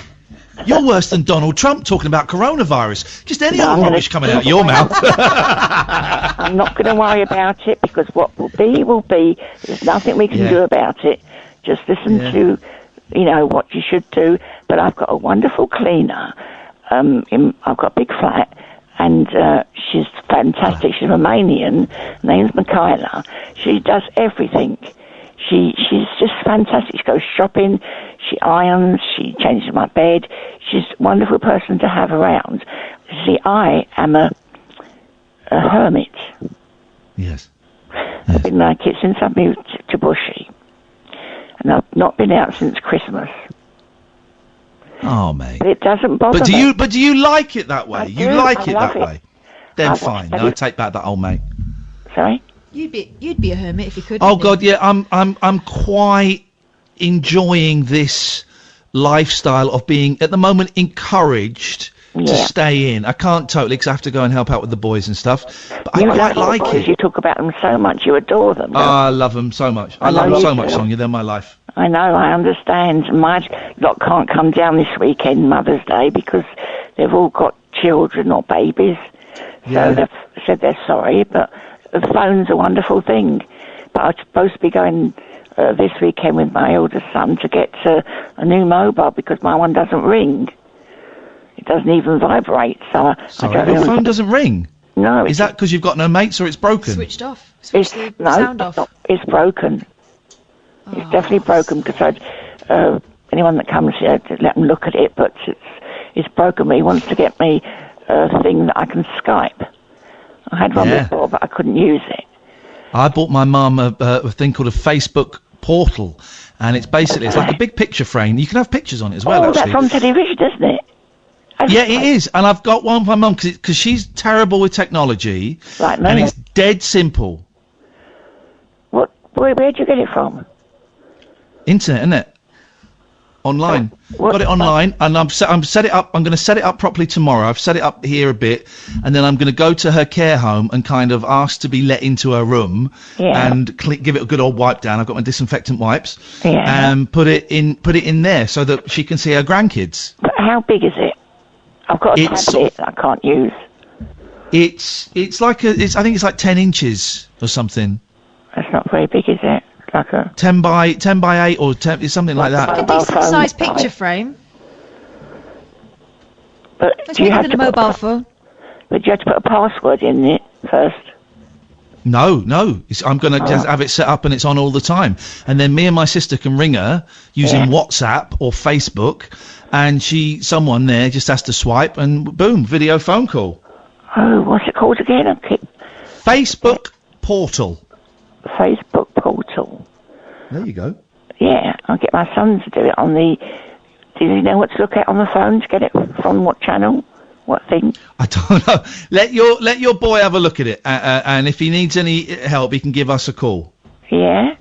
Okay. Sonia, listen, I'm going to move on because I want to get one more call in before the news. I'm so glad that picture arrived, and I'm so glad you're doing well, and I look forward to our next chat. All of you. Thank you, very Sonia. good. You should only be lucky. Okay? Thank you. Thank you. Take care. Bye-bye. 0344 499 1000. I like her more than I like you. Good. She's Sonia the respectful. happy hermit. She's respectful. Oh. She has respect. She has given me respect, which is deserved, and she has earned. Earned? Is it earned? She's earned it. She's It has earned. been earned. She has earned earned it. But is it T or a D? not. It does, actually. Spelling matters. But the most Spelling important- matters. The most salient point from that phone call is that she thinks you're fit. I am fit. That's what you like about her. Who's that, buddy? Bobby. Bobby! Hey, Bobby, how you doing? Hi. It's ED, by the way, on earned. It's what? Earned is ED. It earned is ED, thank you. Well, Kath was saying earned. No, I said earned, and then you can. There is earned as well. But anyway, let's get on. What a matter with it? Don't punch me. Thank you, Bobby. Thank you so much. It's so nice to have someone intelligent listening to the show. Ow! Shut up, jeggings. Get lost. Bobby, you've really Bobby, I'm going to be honest. You've come on here and you've really stirred it up between two colleagues and friends. I'd have a little look at your phone etiquette. Bobby, what can we do for you What a load of nonsense. What can we do for you tonight? I was calling, you were talking about what you're telling your kids effectively about what's going on, and I've kind of not told my daughter much. She's off school at the moment with a cold. Yes. And she kind of really scared me today, which I tried not to show it, but I was sat in my bedroom and she come in quite scared. She's like, Mummy, she was eating Doritos that her dad had bought her, and she said, Mummy, there's a bit of Dorito stuck in my throat. Oh my God. And I was like, come on, let's go to the kitchen, let's get you some water. Now I'm thinking it's just a tiny bit. I've got things stuck in my throat before. You have a bit of drink and it goes. Cheeky. Now, she ended up on her knees in the kitchen doorway. No. She coughed it up, and it was the size of a 50p piece. No! So pretty much a whole Dorito. Like, sort of half of it, at least. Flipping heck. And I kind of looked at it, and I didn't know what to do. I've never been in a situation where she's been, like, touch wood, she's been very healthy, and yeah, she's hardly got ill from a baby. So I've never been in a situation where that kind of thing happened. And I suffer with... It's panic, isn't it? Yeah, I suffer with anxiety and depression. I have for a lot of my life. And I tend to not show that to her. I tend to try and be the strong mum. And I didn't know what to do in that moment. Which is why I've kind of not told her anything about what's happening, because I don't want to scare her. And I'm trying to be like, Mummy's not panicking and all this. When deep down I am. I'm not panicking per se, but I am anxious about things. I'm not scared about the virus. I'm scared of the side effects of it, as in financially and things like that. Yeah. And I don't know whether I should tell her some things. She will know stuff. Yeah. Because teachers would have talked about it, and her friends will have talked about it, and she will have, I don't know if you've spoken to your partner or whatever in the house, while she will have overheard conversations, she will have heard a little bit of the news. She will know something is going on, right? I always think a good way in with these conversations with my kids. What have you heard about this? What have you heard about this thing that's in the news? What have you heard anything about it at school? Are any of your friends talking about it? And find out what they know, or what they're prepared to say that they know. This is how I do it sometimes. What have you heard about this? How's that making you feel? You worried about it? Right. Have you got any questions? Because I kind of know a little bit more than your friends do, and if you want, I'm happy to fill in some of the blanks. And they generally go, yeah, go on. And I give them the age-appropriate, honest, but not terrifying answers. Yeah. And then I always say any questions, at which point they're playing Fortnite again. Yeah. And I always just end it with, anytime you want to talk about this, guys, if you want to talk to me, do. If you want to talk to a teacher, do. But you can ask me anything about this, and I will be as honest and tell you what I know. And I think that's quite a healthy way forward. What do you reckon? Yeah. I don't know how to kind of keep my anxiety down so she doesn't worry about me. Because she's 7, I don't want her to worry about Mummy. You don't tell her about it. You play it, you've got to do it back to him. You've got to play it cool in front of them. My 8-year-old, I don't tend to feel it or let myself feel it until everyone's in bed. Good. Like when everyone's in now bed, is my time. great. Then go somewhere in the house where you know that she can't hear you. Put your face in a cushion and have a little sob. There's no harm in that. Absolutely no harm in that. And I'm not telling my boys that I was having little sobs. I told them actually I was quite upset when I spoke to my mum. Yeah. I'm having slightly more honest conversations with my 10-year-old than I am with my 8-year-old because my 8-year-old is a little bit more sensitive, but also it's a bit more age appropriate. I was honest with my 10-year-old and I said, there's a few things I'm a bit nervous about. There's a few things. So I've just seen a very funny picture of me trying to cure the coronavirus. Thank you, Jeff. It's a very funny picture. You'll know what she can handle, Bobby.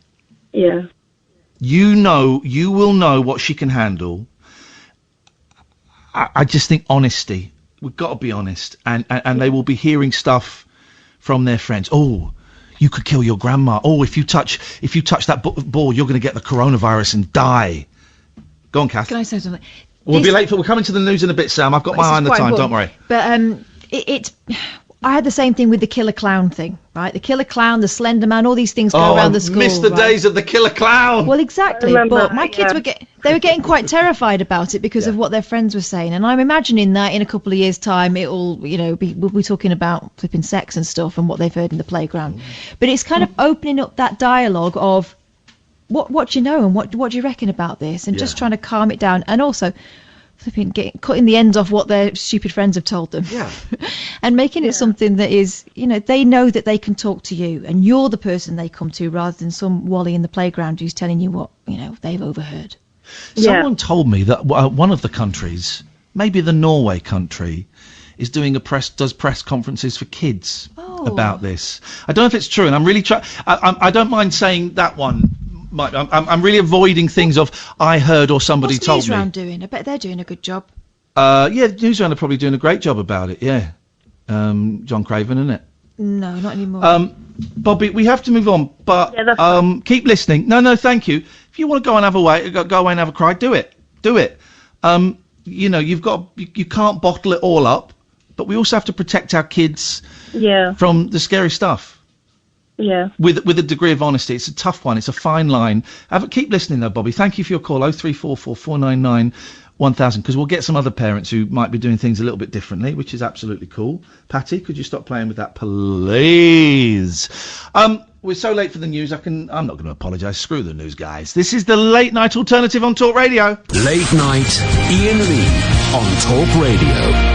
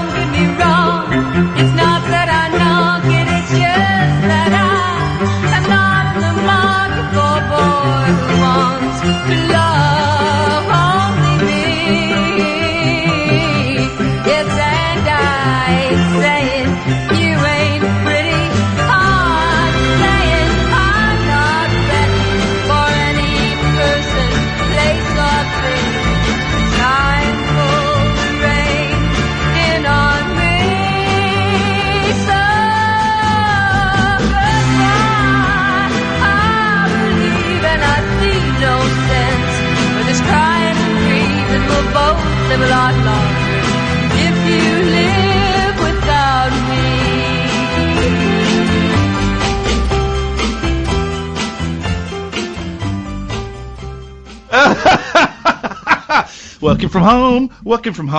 Good evening, dear listener. The late night old time. This is something totally inappropriate to Catherine. Just as the music started fading, I thought, oh, and that's the end of my career. Okie dokie. Thank you. 03444991000. Gonch is asking, do you still have a dump button? Oh, yes, we do, my friends. Oh, yes, we do. Why do you want to know? What are you planning, you piece of trash? The late night alternative. We are Gracie Fields and George Formby. This is World War II. We will keep you entertained throughout. We're broadcasting from my house. I should probably keep my voice down because David next door will send me a stern text saying, Ian, it's great you're working from home, but could you be a bit quieter, please? Yes, sir. Of course I can. Where are we going to, Catherine? Simon. I don't think there's a... Hello, is there a Simon? Hello, good evening. Hello, good evening, Simon. Hello, good evening. Can you hear me? Hello? Yes. Hello there.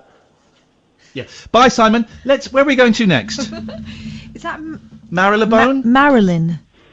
Hello, who's that caller? What's your name, caller? Hello? Marlene. No. Jesus. Yes, hello? Hello, can you hear me? No. 03444991000 is the telephone number. Sam, your standards. We taught you to be a Jedi Master. You're slipping, my friend. Outrageous scenes. Let's go to Orlo. Brian. Sean. No, I'm going to Brian. Hello, Ian. No, Evening. Brian. Hiya, Catherine. Hello, Brian. At last, someone sensible. Yeah, I've just been over to my nan's tonight to see how she's getting on, and we've had a really good night. She's had a load of jam tarts made up and ginger cake, and she's had the radiogram out because she's got an old Marconi radiogram, and I've pulled out all the Slate records. We've had Frank Ifield on tonight, Stupid Cupid. Have you ever heard of a guy called Boxcar Willie? Of course I know Boxcar Willie. Who doesn't know Boxcar Willie? He's in the... I don't know who... I think he's in the original Muppet movie. Yeah, well, I've had his records on, but we've had a very good laugh. We've had some of the old war records on, you know, like, we're gonna hang out watching dee-dee-dee-dee-dee-dee-dee-dee-dee-dee-dee-dee-dee. There's been a right laugh, do you know what I mean? We've just been having a good laugh. She's keeping well. My sister's going round there, taking all our shopping in for her and stuff, because she can't get out very much. And she's been playing all our old records from the 50s and 40s. It's been a really good night. That is what life... If that works for you guys, then that is what life is all about. The power of music to take us through time, to create emotional... I'll stop talking. I've got a bit of a confession. Murdered someone. No, I accidentally, because the records are made of slate, I accidentally dropped a few on the floor and broke them. I didn't tell I broke them because I didn't realise how fragile they were. Are they made of shellac, which is made from beetles? Yeah, it's made from beetles' shells. Oh God! Well, I broke a few tonight by mistake. I didn't tell her because I dropped them out because they're quite heavy as well. I had a big handful and one of them slipped out my fingers. It fell on the floor and broke. But I just shoved it in the bin. Yeah, so, she'll never know. I hope my Nana's not listening tonight. Otherwise, she'll say you've broke my records. Mate, she was listening to a gramophone. I doubt she's got a DAB radio. Yeah, you're right. There you go. Hey, Brian, nice one. Thank you, mate. 0344 499 1000, made from the shells of beetles. What else do we get from beetles? Cochineal. Oh, the music festival. No. Oh, God. Yeah, the music festival. Okay, that comes from beetles. I can't read any of these names. I can. Go on, then. Susan. Sean. Hello? Jesus. I'm tempted to do a show from my home, but without any callers or any broadcasting equipment. Just be for me. Hello, caller. How can we help you?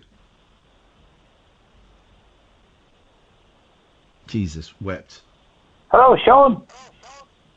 You're Sean? I am, yes. I am Ian. Who are you, lady?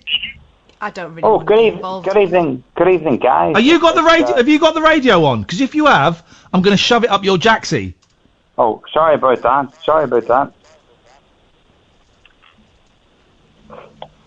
Very good evening, guys. It's wonderful. Whereabouts are you from? Whereabouts are you from, Sean? Derry. Okay. Speaking from Abergavenny. Went to your show. I reserve the right to call bullshine on this at any moment. I went to your show in Cardiff 2 weeks ago. Oh, okay. Wonderful. Well, now I know this guy's a fake because I'm glad you enjoyed it. I just wanted to say that there are so many positive things that can be taken from the current negative things. Go on, give us the positives. We're looking for the positives. Give us the positives. Well, for example, I live in a little village, and we now have a rota with regard to going to assist and help older folk with regard to shopping and that type of thing. How old are you, Sean? 55. You're old. I am elderly, yes. I'm not that far behind you, my friend. I'm playing catch up in the 2 zone. I'm going to be there very, very soon. Yeah, well, I was saying earlier on, Sean, this is one of the nice side effects, and I really think and believe this will be something that will carry on when this is all gone and when we return to some sort of normality. It'll never be exactly the same, but I'm really hoping that this kindness and knowing what your neighbours are called and saying, oh, I'm popping to the shops, do you want a pint of milk and some bread? I'm really hoping that's going to carry on. And also that we treat our elderly with a little bit more respect than we have done for the last 40 years. Yes. I've lived in the same village for 18 years. In South Wales, and I don't really know anybody. Wow. Yeah, I can understand that. But are you finding now, have you found in the last few days, that you do know people now? Yes, and I think so. But also, I work in a local mental health rehab hospital. Yeah. And so the whole thing makes it more different or difficult or, but everybody's getting stuck in, literally, metaphorically, people are just helping each other, which I think is, it's wonderful. It's beautiful. And it's a shame that it took a killer flu pandemic to remind us that that's what we're on this earth to do, is to make the person next door's life a little bit easier for them, so that if you fall down, they'll help pick you up. And you're right, it is beautiful. I've seen some amazing acts of generosity on Twitter, of all places. And I've done some kind things. I've heard stories of other people that have done some kind things. And I'm not saying it to show off. I'm saying it so that hopefully other people will do it. We're going to be all right. Not everyone's going to make it. And I'm resigned to the fact that some people I know will die. But we're going to come out the other side, and we're going to be all right, Sean. Well, another example is that, last week I took my daughter back to uni in Exeter, and very, very sad to say toodaloo, and lo and behold, I'm going to go tomorrow and pick her back up again. Beautiful. Not ideal. Frustrating for her. But you get to spend a bit more time with your kid. This is my ex is worrying slightly. She's still working and has to travel for work. Obviously we haven't got the grandparents won't be looking after the kids. And I said, I've said we'll make it work. I'm working from home. The boys can come and stay here whenever they want. If they should be asleep when we're on. If they're not, they can sit here and play Switch. It'll be fine. We'll make it work. And that's it. We will make it work. Sean, listen, thank you for that call, mate. It's really interesting to hear what's going on. 0344 499 1000 is the telephone number. This is the Late Night Alternative, weeknights from 10 on Talk Radio. Late Night, Iain Lee on Talk Radio. I've got to be honest, I'm enjoying doing the show from home. Last night was a tough one because it was the first one since, the New World Order, and the first hour and a half was a laugh, man. It was funny. It's just what everyone needed, that little pressure release.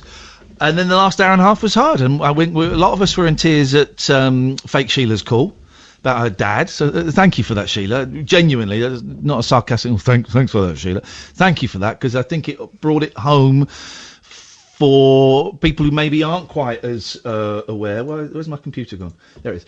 Who maybe don't have older parents or grandparents around. This is, and who may have been a little bit flippant about this dreaded lurgy.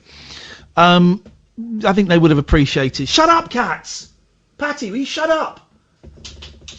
Idiot. She heard that advert talking about juicy patties. She's getting worried. Anyway, I was doing a serious bit and the cat has ruined it. Yeah, it brought it home to a lot of people. Let's go to Rob. Hey! Hello. Hello? Hello, Rob. Hello. Oh, God, it's Rob Burnett. I was really hoping he'd be one of the ones that had been wiped off. Anyway, yes, Rob. Hiya, Kath. You all right? Hover over the fader and the dump button, Sam, because this is going to be totes inappropriate. When he says hello to me, it's like a shark circling, isn't it? Yep. Hello, I'm just being Rob. polite. Hiya, you all right, dear? You're right, dear. I've got some worries. He's speaking northern to you I know, have you noticed? to try and get your barn cakes. Listen, I can check. Watch this. Watch Kath's eyes. shag. Watch. Hey, Kath. I've manscaped today. Now, see, that's as easy as it is, you see. A little bit of sick came out of her mouth. Is that Yeah. all? I'm worried about a celebrity who's 66. I'm wondering what we can do. Can we all just send out, like, good vibes? To whom? He's 66. Jimmy Nail. I mean... Have you seen him recently? Doesn't he look it? I know. I want to get a photo with him at some point in my life. That's like going to be the thing, and I'll be happy to go off this mortal coil. I've driven his car. Seriously? You've driven the Spender's car. No. I drove his car. Oh? I drove his car, 17. I drove it through the streets of Newcastle. Then my dad drove His personal car? Yeah. Then my dad drove it and did donuts in it in a gravel pit. And I've been in his Winnebago while he was eating a roast dinner. Oh. True story. Is he a good guy? He was miserable as F, but he liked my dad, so he was very nice to my dad and very nice to me, but he was miserable. Dry, was he? No, miserable. Oh, okay. Proper... if someone... I remember someone came... Them crocodile shoes are cruel. Someone... You're not supposed to wear them. Someone came up to... He was talking to me and my dad, and someone came up to him and said something... And he went, she's lying. And he just went... He just looked at him, and then just turned around and walked away. He was disappointed. Surly. Yeah. Mind you, like that, don't you, Rob? Well, very similar story, allegedly, and this isn't rude, I promise, but one of my mates knows I love Jimmy Nail, and, like, he said he saw him in Newcastle about 2 or 3 years ago, and just went up to it. My mate's a big, big fan of yours, and apparently he just said, I don't care, and carried on walking. So... That is very cool. As much as I think he would nut COVID and sort it out, I'm just a little bit worried. So, do you know him and the lead singer of Right Said Fred are the same age, 66? Gosh. Are they? Yeah. You can check it on Google. Fairbrass. I'm not going to check it on Google. I am. Well, Richard. And who do you think's older, Sting or Jimmy Nail? Sting. Sting's 68. Yeah, it'll be 69 soon. And it'll be 69 for about 5 years. Dirty bugger. Yes, man. Rob, thank you very much. Go away. Never call us again. Who's that puddle? Pablo. How do? Hello, Pablo. Hello. Pimkey. Pimkey. Hello, Pablo. What you got? Hello. Sorry, I'm on public transport at the moment. But yeah, no. It was in regards to Jimmy Nail. I assume that he's lying about his age. No. We just done that joke. Sorry, I apologise. No. Sorry, not to get in a way tangentially serious, but the whole kind of are you talking about like corona-related things? Have you not been listening? No, Have you not been listening? Radio show. I've been doing it since 10, so I haven't. I'm doing a radio show. We're Yeah. talking about you know the score, Pabs. We're talking about anything, anything and everything. Go on. What do you want to say? Well, no, it's just, I mean, I'm a support worker working with adults with learning disabilities, and I think it's, I appreciate a lot of, like, actors and comedians and people like that who are going to be very hard done by this whole crisis and, you know, not going to be making any kind of money. But part of me also is aware of the fact that one job for a lot of people would do them quite well for a period of time. It's just basically within my community, obviously a lot of the people who I support are cancelling and self-isolating. So there's a lot of people who are on, I'm lucky enough to have a full-time contract, but there's a lot of people on zero contracts doing my work. Yeah, I don't get the thing about actors. I think, put the thing about, because you know most actors are on like 250 quid a week. So put that to one side because that's irrelevant. And what did you want to say? Well, I'm not meaning to conflate it, but I know that there's a lot of like pouring at the moment in regards to like you know, obviously people who work with theatres and cinema closures, etc. But my only point being is that there's a lot of people who are going to be on the kind of front line of this sort of thing who may have to go for a long time without like a wage. I think that's been talked about quite a lot. Yeah, Also, yeah. that's bad for everyone because everyone stands to lose money. It's not just the actors in the theatre, is it? It's the people who sell the Haribo in the foyer. It's the people that sell the They'll tickets. still be working though, won't they? Oh yeah, definitely. The Haribo sellers won't be there. What? Yeah, but I mean that's across the board. But my point being is the fact that those people, much as the people who are like working with people in a support capacity, once they do get back into work, they're going to be coming into like basically a minimum wage type of thing. So any kind of losses are still going to be massive losses. And I'd say I just not necessarily a case of I'm not you know, poo-pooing anybody who's losing out in regards to like on a financial. I've got no idea why you mentioned actors. Here's the thing: the whole of society is grinding if it's not ground already to a halt. Do you know what? Me and Kath are so lucky. Because at the moment, we can work from home and we still get paid. Will that carry on? I have absolutely no idea. Not while she's just coughing right now in front of me. It was holding in a sneeze. Thank you. But yeah, here's the thing. You close the schools so the teachers don't get paid. Well, then the parents that have got the kids don't get paid. So that the mortgages don't get paid. So that mortgage advisors are out of work. So that the cafes, the waiters in the cafes don't get paid. The chefs don't get paid. So what do? No, everybody is going to stop getting paid, pretty much. The other thing is, no matter how much you're earning compared to the other person, your outgoings to you are appropriate.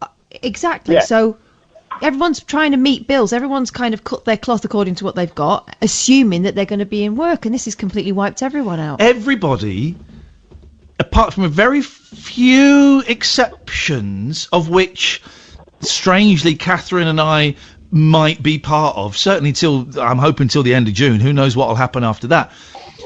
Everybody is buggered. Oh, you know, teachers, definitely. carers. Oh, yeah, 100% appreciate that. But I'd say, whereas a lot of people are going to be buggered and basically spend a lot of time at home until something is sorted, there are people who are going to be in a similar situation on a you know, basic wage who are directly cared for. Well, that's what I'm saying. I don't understand why you're assuming that. You're kind of assuming that when these people go back to work, they're going to make the money back. They will have had outgoings in the meantime. But also that everyone's. I know silver rates. I know these kind of things. And, you know, you can make it. You know, for one job, you can see yourself right for a year. Whereas somebody going. In what industry? In what industry? Pablo, you're talking utter balls, mate. In what industry can you do that? Well, I mean, I'm assuming in the. I mean, I know the general. In what industry? In what industry can you do one job and be sorted for a year? Well, in the entertainment industry, basically. Bollocks. Like 0.1%. Yeah, Daniel Craig will be all right. Probably, although he might, who knows, he might lose a mortgage on his house, I don't know. You know, the big movie stars, they'll probably be alright. And do you know what? A couple of people you've never heard of who've done a couple of tasty voiceovers, they might be able to live on it. But most actors, like 98% of actors, live it. Sarah, who we've got coming on tomorrow, is a comedian and a writer. She's had 3 or 4 books published. One of the books is about how most artists have got day jobs. She's got a day job. So you're so wrong on this, and I have no idea why you've targeted actors for this. It doesn't make any sense. I haven't particularly targeted. I was trying to make a comparative, because obviously the But it doesn't work because it's not true. It doesn't work because it's not true. Well, from your perspective, potentially, but I would say that your potential... No, Pablo. From the perspective of fact... What you're saying, apart from a very few exceptions, it's not true. And I have no idea why you brought it up. A general acting job or a voiceover work is an equivalent to a basic wage on an hourly rate. Sometimes you don't get paid at all. Well, that's the person taking the job, isn't it? I mean, I'm not... Well, I have to say the same about you taking your basic wage job, and that would be equally stupid. Why are you working with children with learning difficulties? You could have been a movie star. Why didn't you do that? It was your choice. Well, yeah, no, I just thought I'd do something for the benefit. So stop whinging about it. So suck it up, Buttercup. You chose to work with... It's your choice. You should have been a James Bond. It's your fault. Do you see how stupid that is? Most actors in the West End get about... No, you're talking bollocks, and actually I'm getting quite angry, because I don't know if you're drunk or high, you're talking rubbish. Most actors in the West End get about... Shut up. Most actors in the West End get about 250 quid a week. Well, I would doubt incredibly. If you're talking Mate, about... I don't know if you know what industry I work in and who I work with. I know this as a fact. I am telling you facts, right? Shane Ritchie probably gets about 10 grand a week, right? Something like 5-10 grand a week. Great. Good for him. He's a star. People will pay the 45, 50 quid, 60, 75 quid to go and see him. All the other actors are getting F all. Yeah, and I'm not talking about actors in general. I'm talking specifically about the people who are crying on Twitter or putting out things because this show has been cancelled or that has been cancelled. Oh, but go away, Pablo, go away. You're talking absolute dangerous nonsense, diversive, absolute rubbish. So you're saying that rich people aren't allowed to be upset about... Oh, go away. This is Talk Radio. Late night, Iain Lee on Talk Radio. Why was Pablo playing top trumps? I think we all know that some people are working at a deficit already, right? We get that some people are doing really hard jobs and aren't being paid enough. Yeah. But it seems to me that argument was a bit like, I've been kicked in the balls, so you deserve to be kicked in the face. It's bad for everyone. No matter what your wage is, you will live according to what you get in, and with an expectation that will continue unless something terrible happens. Well, guess what? The terrible thing is happening. And for most people, and as you said, for 0.05%, it won't make any difference whatsoever. Yeah. Will Smith will be all right, I'm sure. Yeah, but he won't make as much as he projected that he would, and he will have made decisions based on that. He'll have to change some of his choices. Tell you I WhatsApped today, or texted today, right? Because I was driving in Windsor and I saw a poster from Joe Pasquale. Yeah. He's doing a tour of Some Mothers Do Have 'Em, and then was going to do a tour in the summer of his stand-up show. And I saw a poster and I texted him. I said, Joe, just checking in.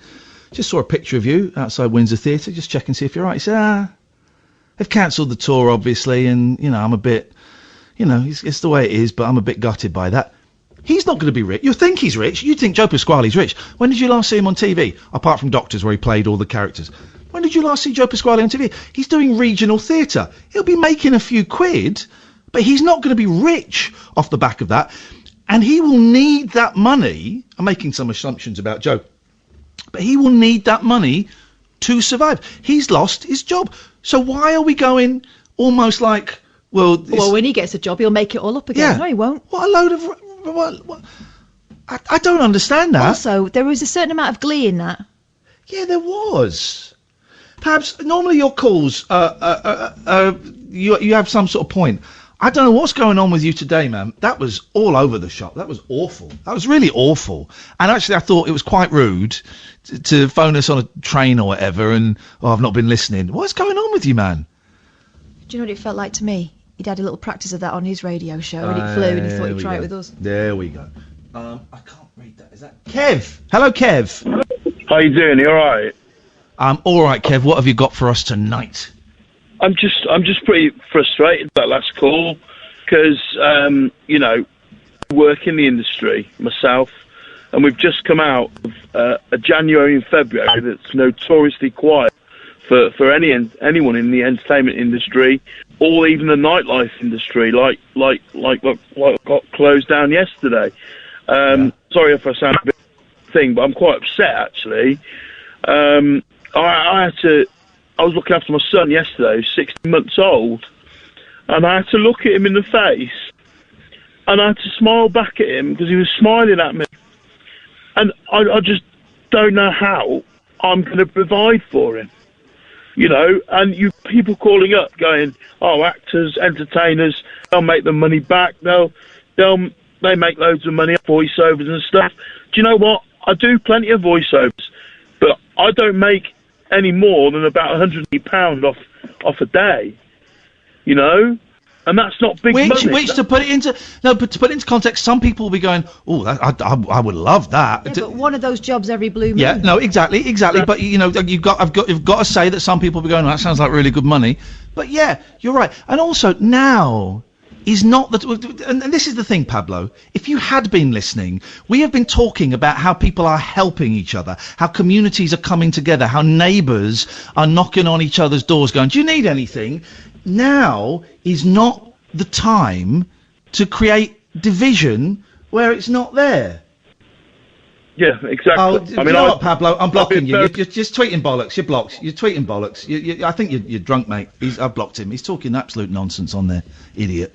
Do you know what I think this comes down to in some ways? People think that if you're misjudge the tone of the show, buddy. You totally misjudge the tone of the show. People think that if you're doing a job that is something that they enjoy in their spare time, that it's not proper work. Yeah. And I think there is a little bit of that, though. They think that you're kind of stealing a living in the first place. There's a bit of resentment there. How? So, go on, Kev. So I've worked hard. I mean, I've been very lucky to work within and around the industry from probably the age of 12. And today, I've been making contact with businesses and trying to get work. You know, I'm very lucky to have a couple of people that have phoned me up, and I might even have to go on work in an engineering business to keep going. First time ever, I've had to change what I've always done all my life. You know, Kev, and I'm willing to do that. I'm willing to do anything. Yeah, of course you are, because you want to provide your kids. Thank you for that. 0344 499 1000 is the phone number. Totally misjudged the tone of the show. Totally soured. I won't let it sour it, because it's not that important, but I just... There's a real sense of arrogance in that call, that you're more important because you help people with learning difficulty. Could be argued that, yeah, okay, you could argue that, but then why are you against the bloke that plays James? I didn't understand any of that. A lot of bitterness there that's coming to a show that has been about helping people and changing things. And Pete says, I know so many jobbing actors and working comedians, and pretty much all of them are screwed right now. It's heartbreaking. Yeah, if you had a talk, hey, listen, our Rabbit Hole show's probably going to be cancelled. We don't know yet, but probably going to be cancelled. We're okay because it's like a little side thing. It's actually, without giving away too much, really handy for Kath. You know, it's actually quite a part of, and I hope you don't mind me saying this, quite a part of what you take home. It really, really helps. That's why we booked in a show every month. I take a few quid from it, and it's nice for me. Kath doesn't need it, but comes close to almost needing it. But there are people that's their only job. You know, you see a comedian on a panel show. All right, they might be getting paid 2, 3, 4 grand to be on that panel show. They might do 2 of those a year. Okay, that's 8, 9, 10 grand. Okay, that's great. And then the rest of their money will be touring. I know somebody who you know, dear listener, I won't say who, middling name, is doing a live tour, which has been cancelled, could get 300-400 quid a night. Not playing it every night, of course. You might do 2-3 nights a week, 300-400 quid. You go, oh yeah, well that sounds all right. 400-500 quid, that sounds all right. But that's 3 months. The rest of the year they're trying to get acting work. So that's nuts, man. That's nuts. I don't. Also, the people you see on the panel shows, the people you see in movies, the people you see in the big posters in the West End are like 5% of all the people doing those jobs. Yeah. And some people have been working for free. There's been a lot of that for years. You know what it's like, trying to make their way. This could be good for you. Take this opportunity. You never know what might come from it. There are people who are not making very much money at all. Oh, hang on, we're addressing him and he's not even given us the respect of listening. So let's just forget about him. He's busy on Twitter talking about millionaires eating puffin eggs. This is the imagination of the person. God, absolute bellend. Right, 0344 499 1000. We got the last. God, it's 18 minutes too. We can go back and watch Five Guys a week in a minute. Oh, I wonder what happens. We're getting into terrible habit of starting the trash on Channel 4 at 9 o'clock, stopping for this. By the way, if you are self-isolating, you could do worse than getting into that. The 5 Guys a week. I think it's the most awful, wonderful thing I've ever seen in my life. Brilliant. It's brilliant. Let's lighten it. The switchboard is empty, dear listener, so now is a great time to give us a call about anything you want. 0344 499 1000. This is Talk Radio. Late night, Iain Lee on Talk Radio. We talked about 5 Guys a week. It's great. It's trash. Basically, each episode, a woman is single, and it's a dating show, and 5 men go and live with her, and then she whittles them down. I mean, she votes them off. But the decision, I don't want to spoil it for you if you watch the first one. The whittling is not done in any kind of sensible... Well, she snogged one bloke, then got rid of him the next day. Maybe his breath stank. Could be. Anyway, we're halfway through this. And now Krista is asking about Love is Blind. We started watching that, found them all a little bit tedious, and couldn't... You know when you just don't care about any of them? It was that. But depending on how long this goes on, I'm not ruling it out. Well, I was eyeing up a Hitchcock box set, if you try saying that, for £5 on Facebook Marketplace. And the only thing that stopped me was, I don't really like Alfred Hitchcock. So that put me... But I'll keep an eye on it. Creepy. Yeah. I think it probably purposefully so. Tell you what I really feel like we need again, and maybe now is the right time to do it. The Circle. Have you watched The Circle? I didn't really get into that. No, but I did, right? The first time I tried and I went in probably like a week in, and I didn't get it, and I thought they were all annoying, and I didn't really understand the premise of it. Okay. You can watch them on catch up. Oh, start from the beginning. No, I don't. They're so good. I didn't quite like it. Well, no, here's the thing. Right, and Limmy talks about this. I'm going off Limmy a bit, but go on, say it. I enjoyed it. You might not. That's fine. Yeah, that's it. I really thought this programme was really good. I enjoyed it. That's it. You can't say it's good. But what I can say is... 0344 499 1000, by the way. I gave it another chance, and I'm glad I did. Great. I'm not telling you what to do. Comrade, I'm telling you, I plan to, in the next few weeks, watch both discs of the 2-disc edition of the Royal Tenenbaums. Oh. You are invited, because it is one of my favourite films. Okay. And I really enjoy it. Well, I trust your judgment, and I would enjoy watching it with you and then telling you why it was rubbish. How I felt about it. But don't get upset if I don't like it. I won't. Right. You hate nearly everything I like. That's not true. So many times I'll play you a song and you sit there going, when does it get good? I don't like whispery songs. You like whispery songs? I like Billie Eilish. She's American.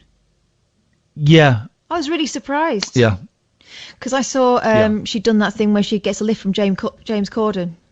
Except they don't get a lift. Of course they don't. It's on the back of a truck, and then he had to come out and say that he was a fake driver. He had to come out on the show and say, actually, I'm a fake driver. Well, otherwise he'd have been pulled over by the Rozzers several times. Well, the rumour is that next week he's going to come out and say he's not actually a comedian. Well, I don't think he needs to.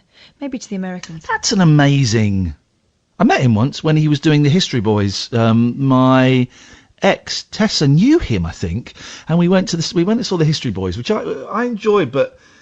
It kind of implies, it's Alan Bennett, that I don't know if it's a public school in there. It may not be, but that every boy in school is getting buggered and is okay with it.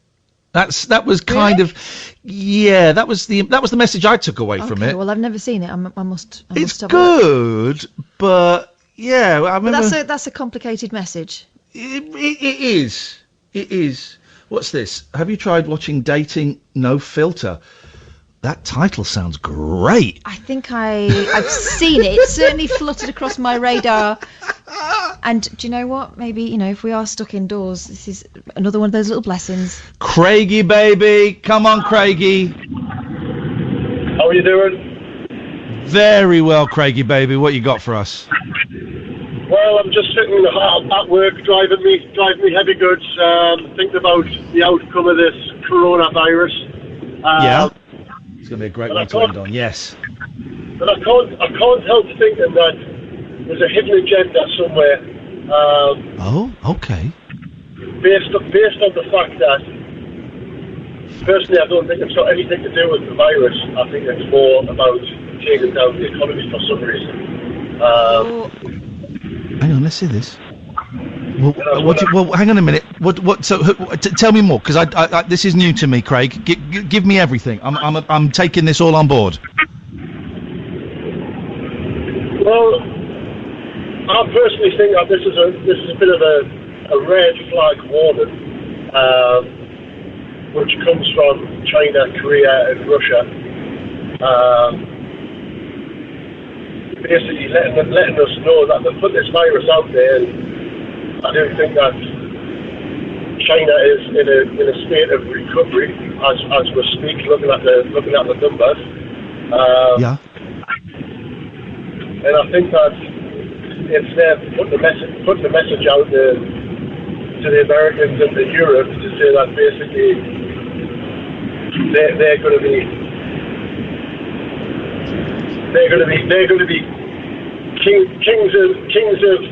kings of the universe. Why don't they just prove that through doing what they were doing, which was they were very quickly catching up with America as a superpower, and they were about to, in the next 20-30 years, were about to overtake America as the number one superpower on the planet. Why didn't they do it just like that instead of killing loads of their people? Well, I think obviously the Chinese have got a bit of a reputation for killing their own people. Yeah, I can understand that. That it could be argued. I'm not saying this.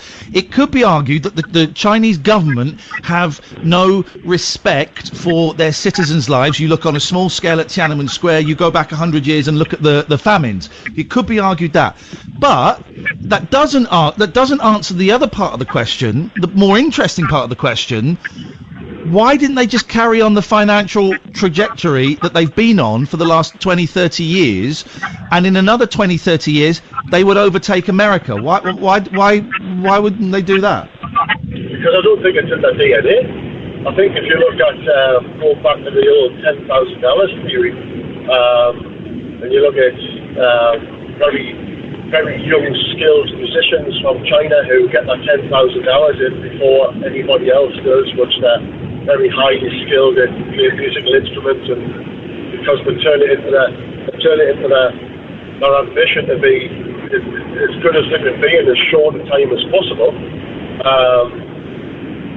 They practice very hard, yes. I'm not quite sure what that's got to do with the coronavirus being a worldwide attack from that country. Because I think personally what they've done is they've put the virus out there as like a light footprint so that nobody can actually... I'm going to ask you the question again. Because it's really important, and for some reason you seem reluctant to answer it, and I don't know why. Why did China do this instead of continuing on the trajectory that they have been on for a long time, that would mean in a couple of decades they would be richer and more powerful than America? Well, I think, to be honest with you, I think they already are. And I think okay, so then, well, they're not, but let's assume that they are, but they're not.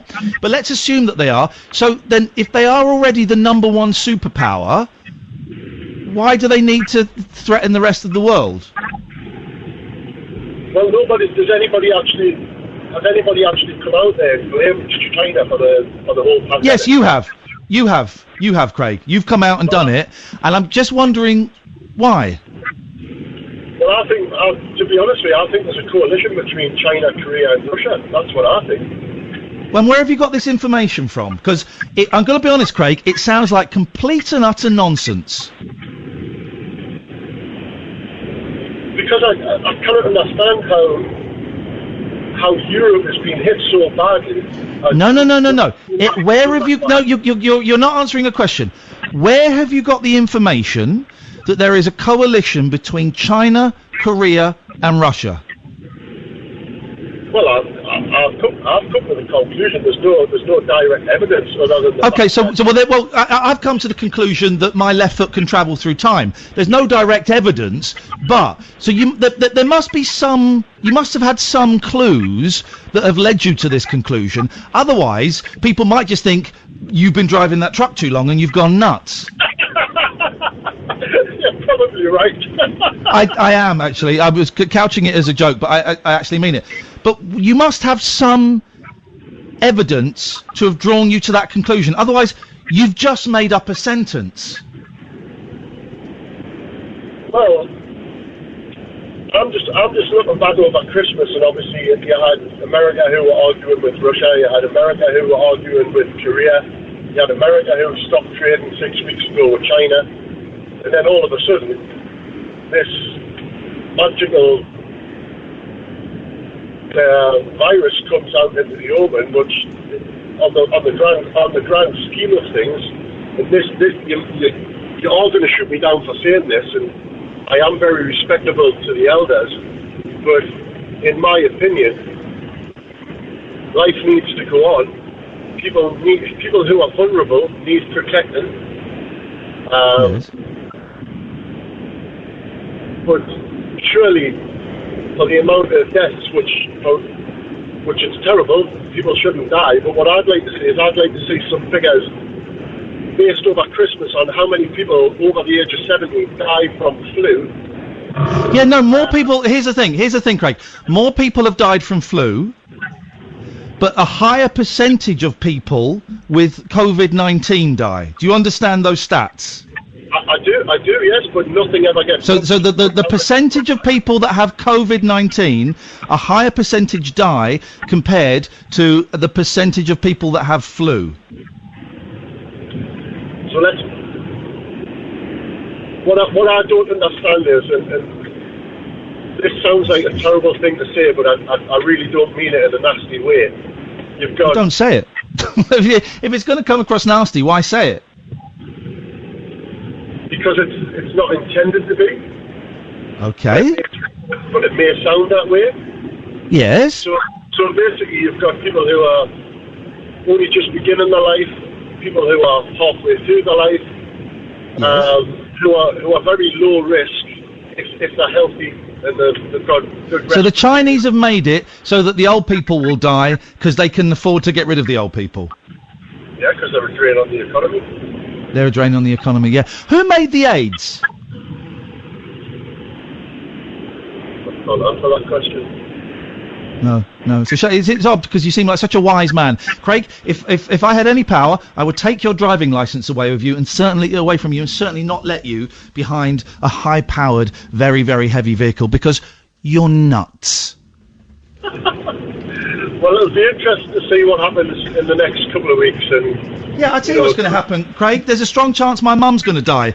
And I'm glad you're laughing about it. Craig, thank you very much indeed. 0344 499 1000 is the phone number, but we're at the end of the show. If you want to call Daryl, I know Daryl's very keen to take more phone calls, so you can carry on calling. It's been a busy old night. I do enjoy listening to those theories, but that when that person is so adamant that that's a reality, that scares me a lot. Well, but then accept that it comes from nothing else than their imagination, a hunch and a guess. I also love it when people say this is going to sound awful, but it's not meant to. Yeah. Okay, so you know it's going to sound awful. I can't wait to see what happens in the next few weeks. Well, I'll tell you what's happening. If people are terrified that they are going to lose their homes, they're going to lose their benefits, they're going to lose their businesses, they're going to lose their parents, their grandparents. That's what's happening. I'm glad you're finding an interesting social experiment. I tell you what he's doing, though. Yes. He's trying to find sense in it, because if Yep. it's someone else doing it, Yep. then it's not anything we can do about it. It's Yeah. out of our hands. Yeah. And also it makes sense of it. Craig, thank you for that. And I listen. You put it forward robustly, and I hope you enjoyed us putting it forward robustly. Give us a call again, mate, anytime. Listen, we're about to go. Thank you so much. I hope it sounds okay. Please do let us know on Twitter that if there's anything you think we can do to make this sound a little bit better. I'm getting 2 new microphones tomorrow. Oh man, it's gonna be They're going to be slick. Madonna mics. Sorry, Madonna mics. Cat's pissed. Do keep calling though, because Daryl's coming up next, and he will be very, very happy to take your phone calls. Thank you so much to almost everybody, apart from 2 callers this evening. Thank you so much for your help, Sam. I really appreciate it, mate. Keep listening. This is Talk Radio. Talk Radio.